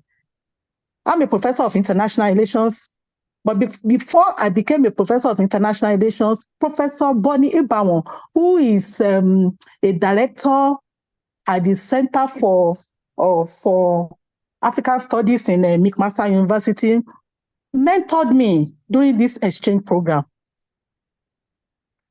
I was competitively selected and the award was given to me to spend 3 months in McMaster University. During the course of that, while I was there, I was also, privileged also to be selected for SSRC Next Generation Award for dissertation fellowship. And it came with some, thousands of dollars anyway. And I was privileged to be among the first recipients of this SSRC Next Generation Fellowship. Right now, the call for participation is still on. And I've sent it to my PhD students, my PhD students, masters and PhD students, for them to key in. Because with every sense of humility, I became the first, part of the first recipient of this award. And for the past 4 years, I have been, selected as a reviewer. I've been reviewing PhD proposals for the past 4 years for SSRC. And imagine a recipient of this award now becoming a reviewer. And this PhD, in international relations actually opened doors of opportunities for me to also be a diplomat today by being selected, as a member of Technical Aid Corps of the Federal Ministry of Foreign Affairs in Nigeria for 2 years, to serve in Uganda as a professor of, political science with specialty in international relations. And this award has actually opened the door for me to be sponsored by the American Political Science Association in Gaborone in Botswana. And what I said, there are so many. Then I was also able to get a grant from Association of Commonwealth of Universities in UK to organize a workshop on gender mainstreaming in Nigeria.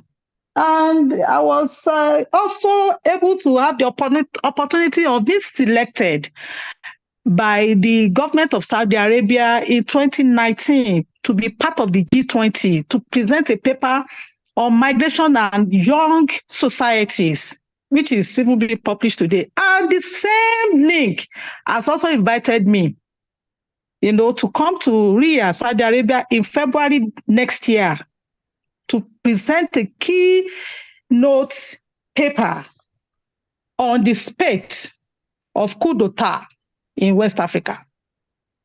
So many opportunities made, and this opportunity has actually, opened doors even within Nigeria. I'm a member of the ad hoc committee on accreditation. I'm a member of, reviewer for the CCMAT, and all that. So many opportunities, uncountable. You know, I will waste time. So I don't want to. What is the key character that you can The recommend? key character or the key trait is curiosity and openness to learn, unlearn, and also relearn. That is my key character. I'm so curious, and I'm also open to learn, to unlearn, and also to relearn. Thank you. Wow. Dr. Pastor Atiko. Opportunities and the key character. Okay. The opportunities, as many of you already said, are coming from the network. I should have started to build a network much earlier in life. I, when was very young, was the guy that was perfectly fine if you were going to give me a secret space program and close me in some kind of place. During growing up, essentially, I discovered that really is the friendship and what we can do with communities, and therefore the network of people that you know, that is going to present unexpected possibilities. Because, you know, if we are friends and we become friends, then you resonate much more with some people than others, like Dr. Shaher Bano was saying, it's natural to try to do something together. And it's a lot of fun. So the opportunities are coming from the network. My advice is to everybody to start to build a network, because even if you don't know what will happen, positive things will happen. And the characteristic that I would say is important, yes, resilience, like people were saying, genuine curiosity is another. The reality of the situation is that doesn't matter if what I'm going to say looks strange. If you are very spiritual, many things start to unlock in specific ways. And in addition to those kind of characteristics that I think are important, try to make it fun. If you make it fun, it doesn't look like a job. I know that that could be challenging, but if you start to develop strategies that take in consideration multiple opportunities, you make it fun, is really a life journey. Is enriching instead of draining, where you need to push it through and try to make it work. And no, it's more like, oh, I woke up also this morning, and I know that I will meet Dr. Shahid, and I'm a friend of him, and it's very nice that we try to do something together. And after, no matter what are the bumps on the road that are always there, we say, oh, a bump, let's do something in a different way and continue to go on in the direction that we want. And it's more like be part of a big family and have a lot of really incredible life lessons that are going really to stay with you for life and are going to make you happy. Thank you so much. Dr. Rashid Olaito, opportunities and a key character. Thank you. Thank you very much, Dr. Adebi Said. So there are a lot of opportunities that have been created as a result of completion of my PhD. One, there is what we call the intra and interdisciplinary collaboration. That is, yes, I'm able to collaborate with people in my field as well as in other fields. That's one. Two, there is global recognition. Through this through these research links, there is a global recognition. So through my publications, I've been able to have a global recognition and links. That's two. Three, I've already become a resource person in my area. So they invited me from time to time, either to deliver a lecture on a particular aspect in my field. So that's two. Then I've been a consultant because I'm in the area of analytical, environmental, and green chemistry. So I've been a consultant to many organizations. They invite me on so many occasions. Yes. So then I've been given the opportunity to attend both local and international conferences. So where I met a lot of researchers with international recognition in different fields. So the main characters, they are endurance, perseverance, sacrifice, diligence, what have you. Because in the course of doing research work, you may end up in getting different results. Suppose you are expecting a particular outcome. At the end of it may be different. And then you should not doctor results. Present it as it is. Because there might be a lot of reasons where you have different results from what other people have done in that particular area. It may be environmental in nature, abiotic or biotic in nature, depending on the situation of the environment. So ability to be hard working. Yes. And then to overcome challenges, to face and overcome challenges from time to time, because we encounter a lot of challenges along the line. You'll be able to face it and overcome it with pleasure. That's it. So if you encounter any difficult situation, you take it as part of life. And life itself is ephemeral. So therefore, any problem that comes along the way should be taken as ephemeral, something that will not last long. Thank you. I really appreciate you, sir. Wow. Yes, opportunities. I cannot understand why Professor Ajayi will be serving Obafemi Awolowo University and still be serving another university in South Africa. Is it part of opportunity? Over to you, sir.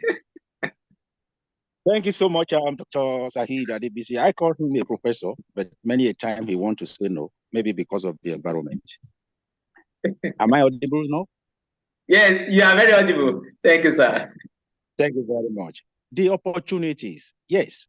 The first of all the opportunities I had was to win codicil grant for thesis writing. And on the day of my thesis defense, that was the day the external examiner told the panel of examiners, especially the chief examiner, who happens to be the professor and head of department, that if you don't hire this guy, I will try to take him to my university. And while every other person may be applying here and there, application was invited from me. I think I want to say that that's one of the biggest opportunities. That bagging PhD opened the door for me to be in academics. And as that is not enough, I had opportunity to meet even Dr. Zahid Adebisi. That's one of the very big opportunities. And also, I was able to visit many countries of the world. When I was even in Abu Dhabi, I was invited. I have to ask the organizer, how did you locate me? He said, we have our ways of locating people that we wanted. It was a kind of global food show that they now wanted me to come and discuss, that they have read some of my work and profiles. They want me to come and discuss the situation with Nigeria in agricultural development, the trending, because they also want to embark on a journey of developing their agriculture. So they don't want to fall into the pit we must have fell into. Honestly, I see myself as celebrated one way or the other. And I have opportunity to be in NFP, Netherlands, Wageningen University, Hebrew University of Jerusalem. Out of this opportunity, I became an external examiner to many universities in South Africa, until I was also invited now, just because I had PhD. Honestly, there are several opportunities that will be open. And I was there for a while. Even during COVID, I was there in their university. I designed their PhD in my field. I wrote a lot of curriculum for them. I was able to graduate many students. And I became a member of their Senate. You know, that's a big opportunity. And also, I was able to serve Nigeria Vision 2020 committee just because I have that PhD in agriculture to design all this for them. And what are the character? Honestly, we should refuse discouragement. Most of these things does not happen at a shot. At times we want to feel discouraged that, oh, upon all this, my effort. I obtained an international passport 2 times that I did not use at all. So we should not be discouraged in any way. We should not be discouraged in any way. And also, we should be disciplined. We should be disciplined. Even when there are issues to be discouraged with, and maintain your network. Don't see yourself as, I told you that many of us studied during the years of analog. Endeavor to keep learning, and remain focused. Don't be distracted. Many of our students these days, many of our colleagues are distracted. They don't want to continue in these academics because many are discouraged. Now, on the final note, I will like to say that some of the opportunity I had was for consultancy here and there invited. My colleague mentioned CSDP. That is, I'm happy to say that I'm one of the people that trained all the program officers in CSDP. And these are opportunities. And I've also served Bill and Melinda Gates on a research team, on the research work, and it's quite rewarding. So let us be consistent, let us remain focused, let us be dedicated, let us refuse discouragement, and let us maintain our network. Thank you very much. Wow, thank you for always using that very kind words of me. Thank you so much. And we have read the final question now. But there's only one person that has not responded to this question, and that's the chair, Dr. Olusola Fadairu. Opportunities. Thank you. I would like to start by saying that going through the PhD program has really helped me to improve, to be a better person. The knowledge I acquired from the program, first and foremost, has been useful for me in taking decisions. There is a way PhD, creates in you ability for critical thinking. It broadens your horizon, and then you are able to think better. You are able to take decisions and choices that is better for your life.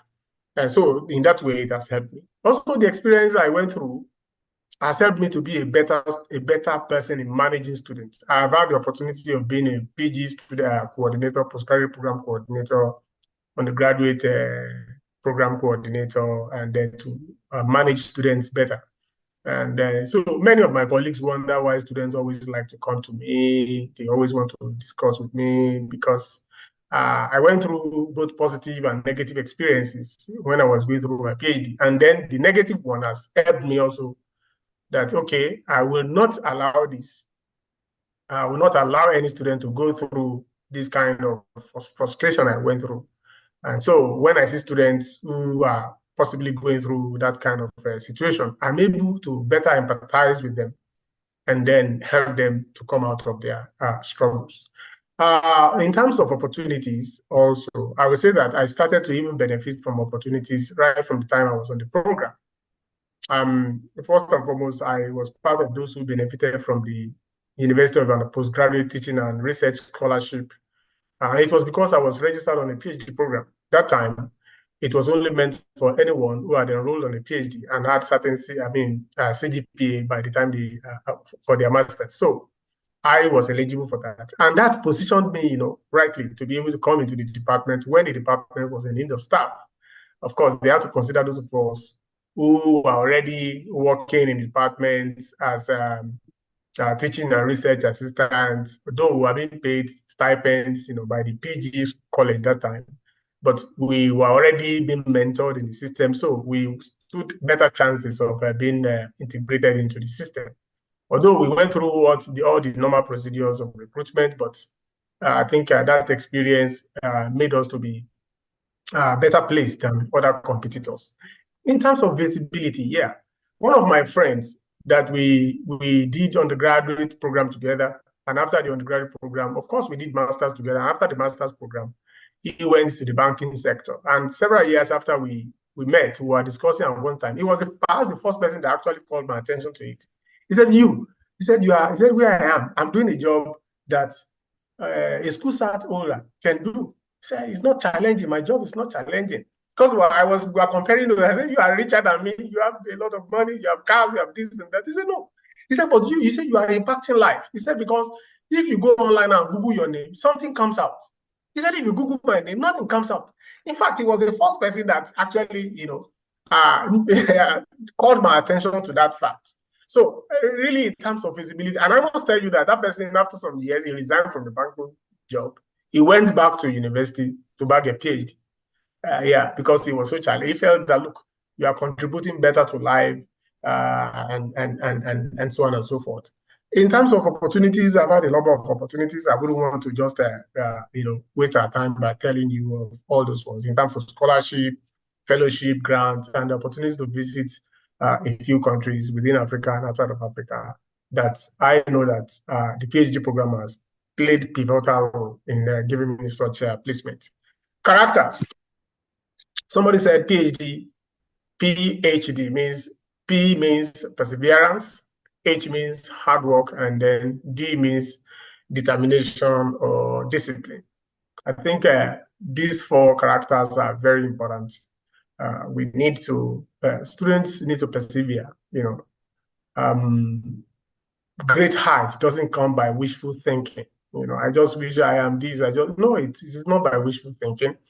You have to persevere. You have to, because there will be a lot of things that want to discourage you, but you must just, aims at you must be focused. Yeah. When I was doing my PhD program, there were a lot of distractions. At that time, my colleagues were already, that was the time, the era of the boom in the banking sector in Nigeria. If you are a graduate and you have a master's degree, you get into Oceanic Bank of those time, you are paid every amount of money, 160,000 naira. So young graduates from that time, but I was doing a teaching and research assistancy job. I was earning about 25,000 naira. But I was determined that, look, if I go into that banking sector, that may be the end of my goal of achieving a PhD, because I'm not going to probably have time, So you must be focused. You must know what you want, what you are aiming for in life, and then pursue it with due diligence. You need hard work, you need discipline, and then if you have all these traits and characters, and then with God on your side, you are sure that you will achieve your goal. Thank you. Wow, thank you so much. And I think the last question, before we take it, Dr. Faso Atiko actually requested for participants to also say some words and contribute and make comments. Then we take the last question. Then we ask the other Chief Edwin Clark to wrap up the whole session for us. So let's open the floor for comments or some contribution from other participants. Dolapo Oyefokun. I don't know, please introduce yourself. You have been here, you are the first person to join, and you are still here till now. Thank you. Yeah. Good morning, everybody. My name is Dolapo Oyedokun. I tried to correct the name, but I don't know why Zoom is not allowing me to make that correction. I think I should also put on my camera.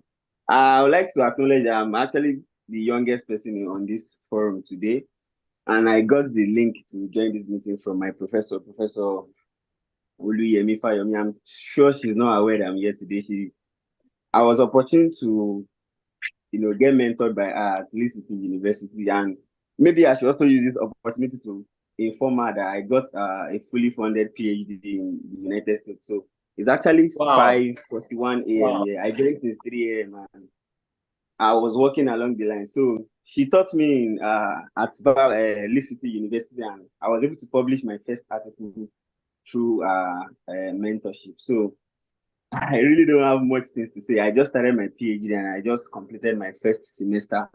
I'm here for PhD communication studies. I have my first degree from Babcock University. I studied a bachelor's degree in mass communication. I did master's degree in international relations at Lee City University. I also had a master's of mass communication from Nasarawa State University. So this is my fourth degree PhD, and I'm still very young, below the age of 30. So opportunity from research. Yes, research brought me here because when I was applying for my PhD, I already have about, let's say, almost 20 publications at my very young age. So that really puts me on top of the list here. So I was able to get a fully funded PhD, in which I also serve as an instructor. I teach undergraduate students here at Ohio University in the United States. So that is it for me. And how did I get to PhD? I have a father that valued education. His name is Professor Godwin Oyedoku.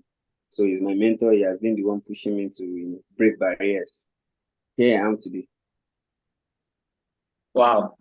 Thank you. Thank you so much. Like mentor, like mentee. Professor Fayomi, your mentee is here. Congratulations to Doctor Oyedoku. I can remember vividly, that he happens to be, a curious student, always ready to learn.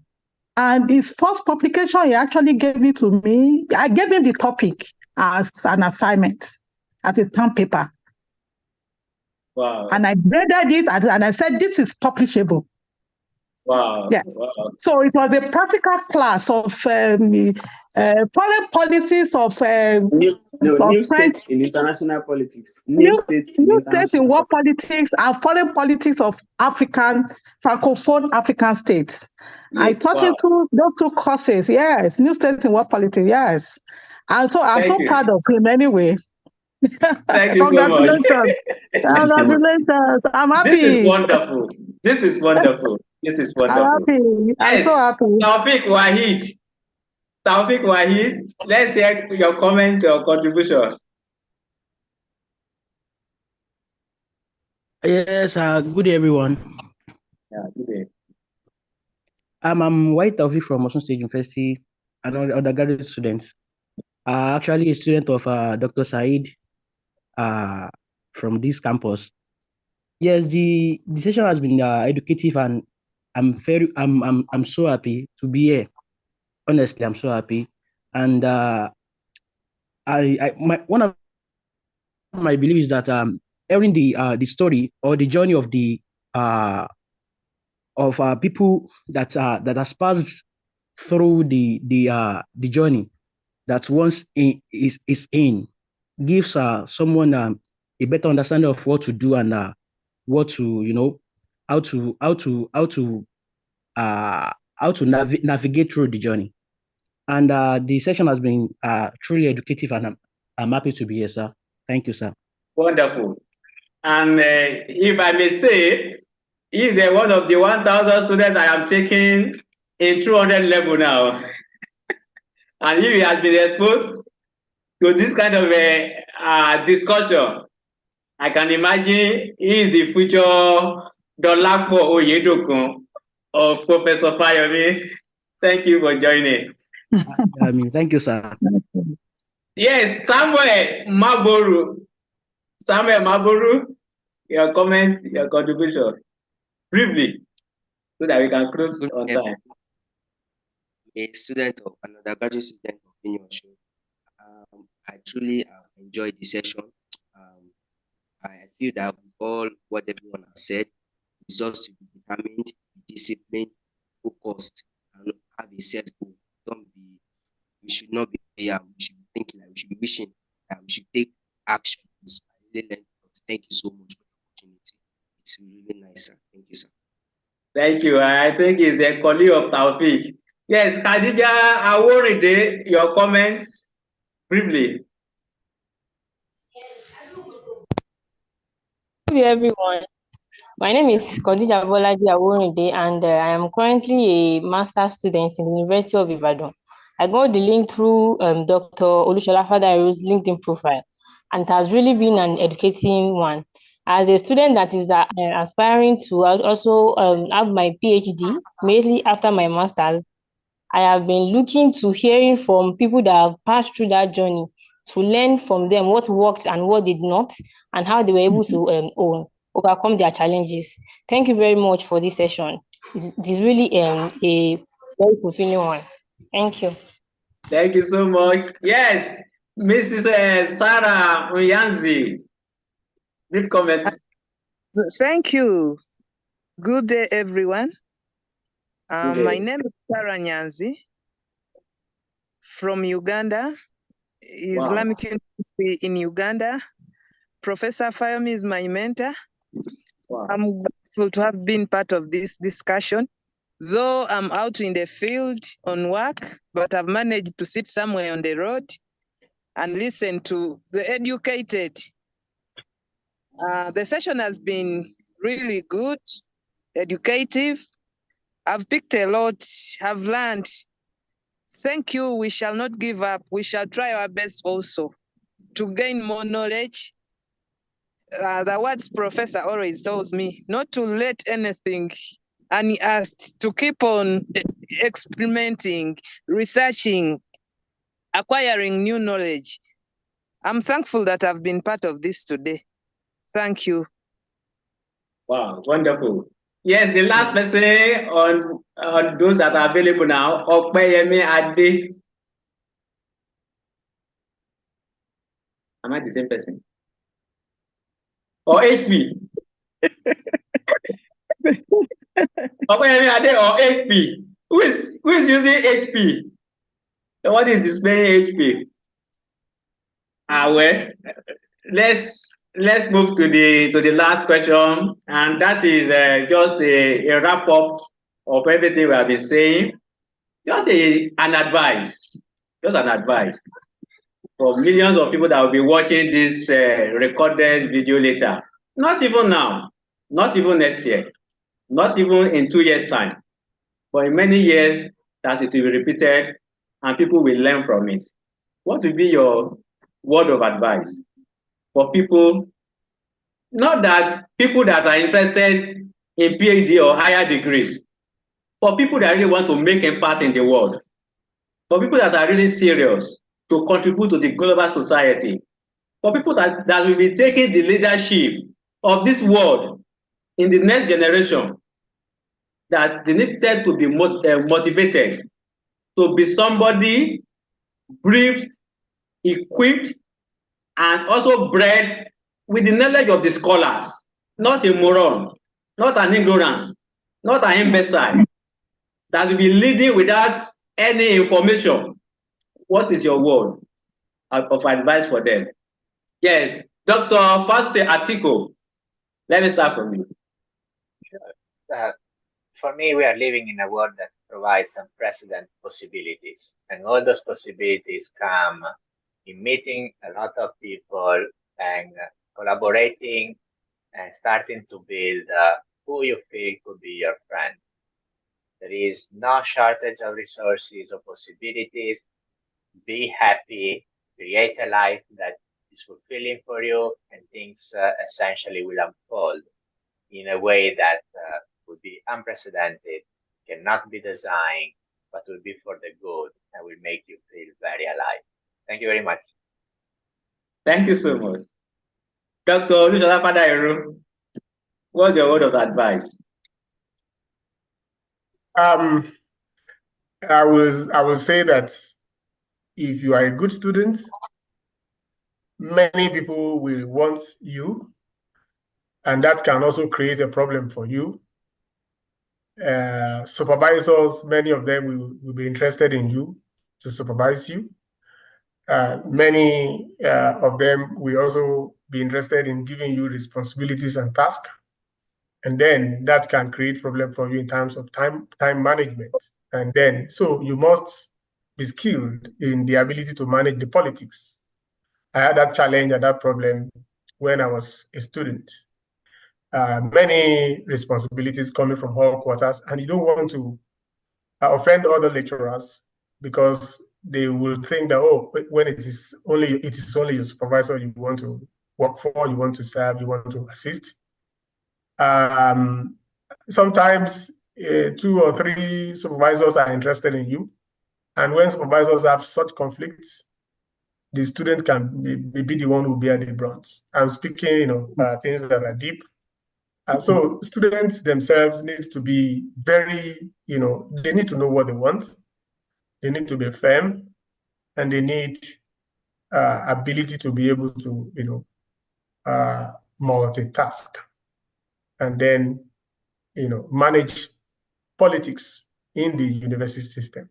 Politics, because we are also being, those who are political scientists know that we are also being, and then we all play politics one way or the other. And students need that, understanding that it's not just going to be something that will be so rosy throughout. You may not meet it at the first year. It may be towards the concluding part of your program that you will have to, cope with that challenge. Some, it comes very early in the program. That is one. So, and secondly, those who have interest in pursuing a PhD, they must be focused. They must be focused. Speaking from my own personal experience, I had opportunities that could have taken me out. And I imagine that if I actually went to the banking sector that time, by the time I will be done in the sector, it may be too late for me to come back. And this is my original passion, I'm calling. But I stood, didn't get enticed by the large amount of money that my colleagues were earning at that time.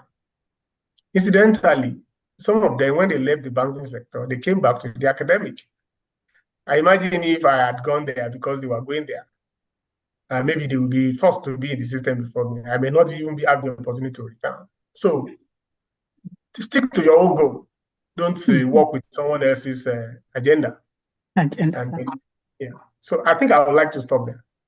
Thank you. Thank you so much, Professor Dr. Abdurrahim Maftu. Your word of advice. So, if you are unsure about pursuing a PhD, I would suggest a reflection on your passion for learning. In other words, if you find yourself consistently seeking your knowledge, digging deeper into topics that pique your interest. So a PhD might be the right path for you. So that's one. And the joy of discovery. Okay. The second one, talk to current PhD students and mentors to understand the challenges and the reward. Embrace uncertainties but ensure your decision is fueled by a genuine desire to contribute to your field. So choose the PhD journey if the excitement of exploration truly resonates with you. So that's what. Wow, wonderful. Yes, Dr. Adetoro. Thank you very much, Dr. Ademi-Said, for this fantastic session. Actually, I would just advise our supervisors, both at under and at postgraduate levels. Some supervisors are not approachable. That's why majority of our students running their PhD are having many problems.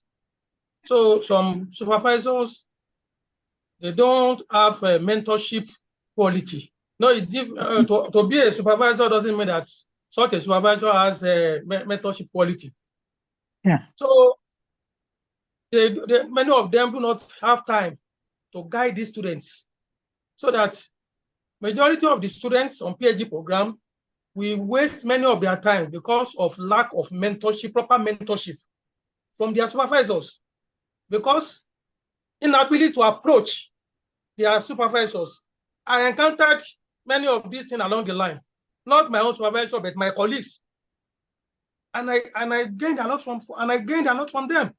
So majority of our students, of PhD students, they have a problem because of their inability to approach their supervisors.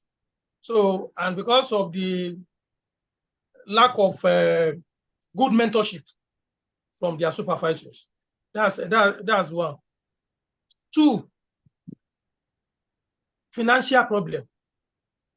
Along the line, majority of our PhD, most especially in science and engineering, if you don't have a source of income, regular income, along the line, there will be a problem because you need regular income. And not everybody has the opportunity of a scholarship or grants from their supervisors. So so those areas will be looked into. And then we should try to enlighten through these programs, because we have stakeholders in this kind of things. Governments, very, very important. The non-government organizations, that is for sponsorship. Some students have talent in this area. They are eager to do this thing, but no source of income to do that. No help from any angle to do this thing. So that's where majority of PhD students are having problems and overcoming all the challenges along the trend of their PhD program. And then, you know, PhD program is a journey that no one knows the end. You will start the journey, but you don't know where it will end to. And apart from that, you may start to solve a problem at times. At the end of the day, you may even complicate the problem. So there must be characters of being persevered. That is the perseverance, sacrifice, diligence, punctuality, ability to have focus, and ability to face and overcome challenges, because the PhD program is very, very challenging. So if you don't have all these things, it's very difficult to go on the PhD work. And lastly, is that for anyone to go on this kind of journey, you must be determined. So determination is very, very important. If you are not determined, you will die along the line. So, and which we don't pray for that. So we have stakeholders, and the stakeholders in the journey must do their work accordingly. The supervisors, the students, the non-government organizations, the governments, and what have you. Thank you very much, and God bless you all.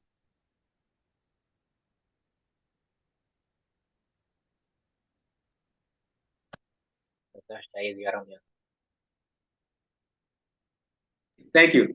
Thank you. From what Dr. Adetoro said, if you know you don't have a supervisor that is guaranteed that can support you, please pull out. It happened to me. I applied in 2009. In 2009, my supervisor was not around. I had to stop it. I cannot be managing supervisor that was not around. I waited for another three years before I started my master. But when I started it, I enjoyed it. So if you don't have a guaranteed supervisor that can give you attention, pull out. If you don't have source of income, or your supervisor cannot guarantee you how to finance your research, they don't finance research with personal money. You can't sustain it. Stop it. Find a supervisor that can guide you to secure grants. And that is the best. Unless if it is the master level, you can manage that. But PhD, you have to seek for grants. You can start on a normal field work, bench work, analysis, but when it comes to laboratory and the sophisticated equipment, you have to seek hosts. Hosts are very welcoming all over the world.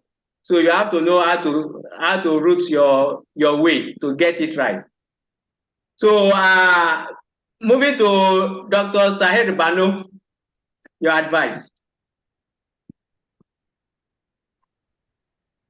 So my advice is to take some time for this self-reflection. Do not do PhD to buy some time to think about your career. If you are going to stand at the same point thinking about which career or job to pursue after 4 years, then don't go for it. and spend some time looking for the job opportunities at that moment. It's not only about the degree and career, the youth, the time you consider about PhD is really important. Say you will start the PhD at the age of 24, like I started it at the same age.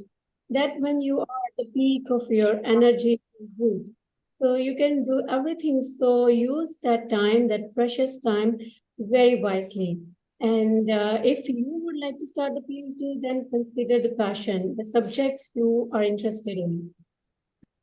And talk to the people who have gone through the PhD process already. Talk to them about the challenges and the rewards and the achievement they have received and experienced, and seek advice from mentors and professors regarding the subject, the mentor, the group. And I must say again and again, look for this, the people carefully you are going to work with, because for the PhD people are going to stay with you like whole of your life. This is the experience that is one of the part that build your personality.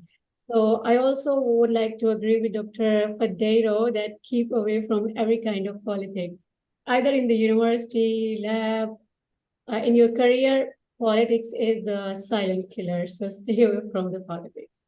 And finally, do not rush the decision. Carefully think about it. Thank you. Thank you so much. Professor Oluyemi Fayomi, your advice. Yeah, thank you so much, the convener.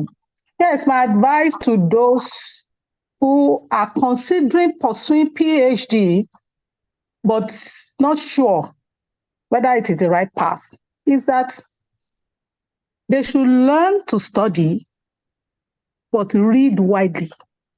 They should be creative and versatile.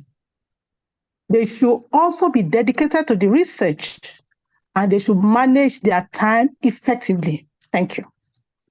Thank you so much. Yes, I deliberately made you the last speaker because Dr. Renoka Takori, that's supposed to wrap it up, has gone for the conference. So, Dr. Ajayi, your advice before we take the word of remark from our head, our chief, Edwin Clark. Yeah, thank you so very much. Honestly, I believe that this webinar is at a very critical time.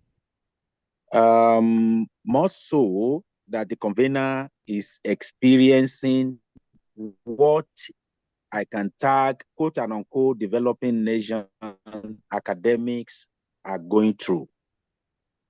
As many as are just considering, and they have some kind of agitation within them, whether to go or not to go.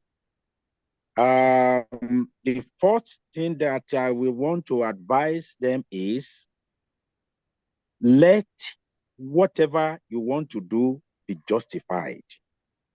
Justify it within yourself. If it is just because I need some money, it's not PhD. It's not PhD. The only thing is that the money will come after the whole episode. What are the things you need to do because of the opportunities that we have discussed, we have mentioned, that will bring the resources? The first thing, like some of my colleagues mentioned, is get your goals right. Set your target right. Make sure you know what you want to pursue and be persevere. Then follow it with hard work. Be determined. Be disciplined. Bring in some doggedness into it, because there is no one that will share their experience in this journey that will not tell you that at one time or the other, they almost call it a quit. So when along the line, you get to that point of trying to get it a quit, remember that your perseverance, your dedication, your doggedness, your discipline is required. That is the ones that will refuel you to keep you going. So that's my advice. Then be very open to new knowledge, new areas. Then don't shy away from asking questions. Like as many as are online now, go to LinkedIn, go to some other areas where you can see scholars.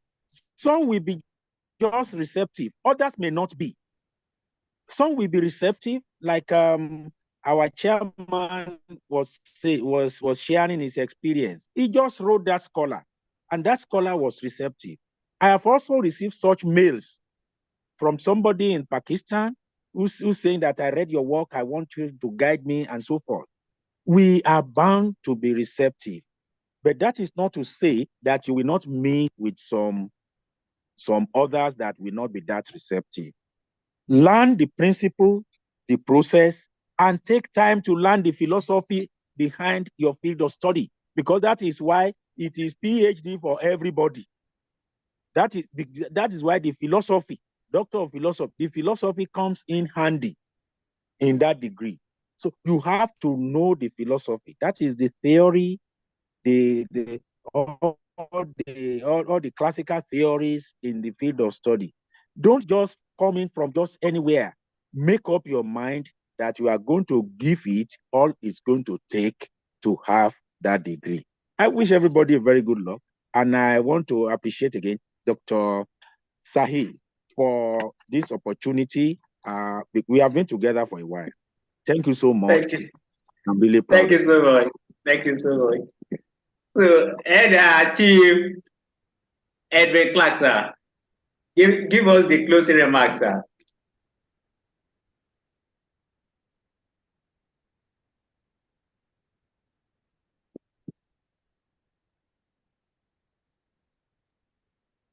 Yes, kindly unmute his profile.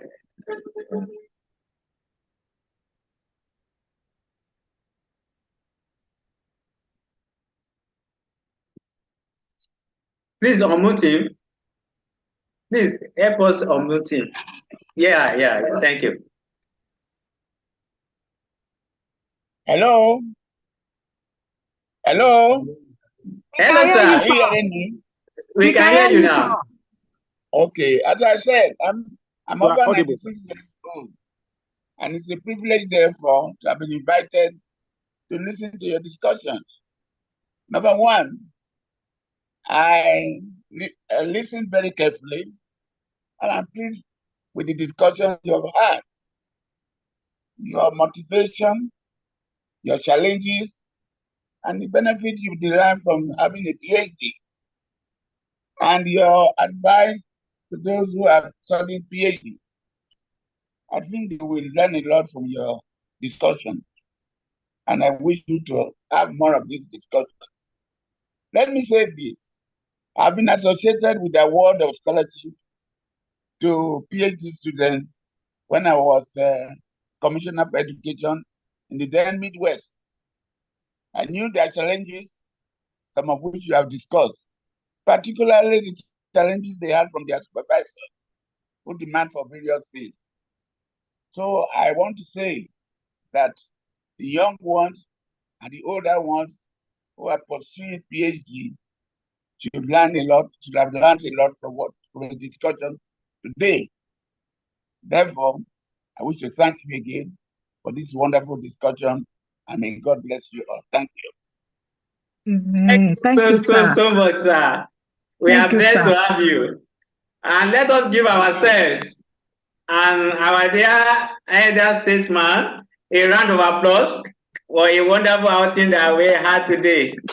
Thank you so much. Dr. Pastor Atiko, it was just a mail I wrote to you, and you answered me like 10 times, and you stay all through the whole discussion, despite your tight schedule. Thank you so much. Thank you so much. And I use your home presence that we have some other guests in your status. Dr. Swagata Roy, Dr. Sahir Bano, Dr. Abdurrahim Maftu, Dr. Ahmad Ali, Dr. Rana Dajani, and Dr. Ajimo Folashade Adebisi. So these are people that I just pushed. We didn't talk before. It was just only a few days, maybe I think maybe this week that I wrote across to them, and they responded very positively. Thank you so much. And to my mentors and my people that we have been together on different fronts, Professor Ajayi, thank you so much. Professor Bayomi, thank you so much. Professor Fadairo, thank you so much. It has been a long journey together. Yes, from SESDEM to SDSN to different fronts. Thank you so much for always being there.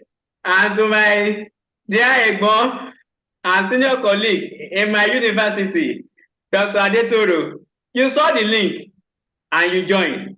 God will honor you. Thank you so much. And to all our students and mentees and everybody that joined, and the people that are watching us, we thank everybody and we appreciate you. God bless you. And we believe that this is served as something that will inspire you. It is an insight that is going to go a long way to change how the future generation think about the PhD. Thank you so much, and God bless. Bye-bye. Yes. Bye. Bye. Thank you. Yeah. Thank you so much. Thank you Have a so very much. pleasant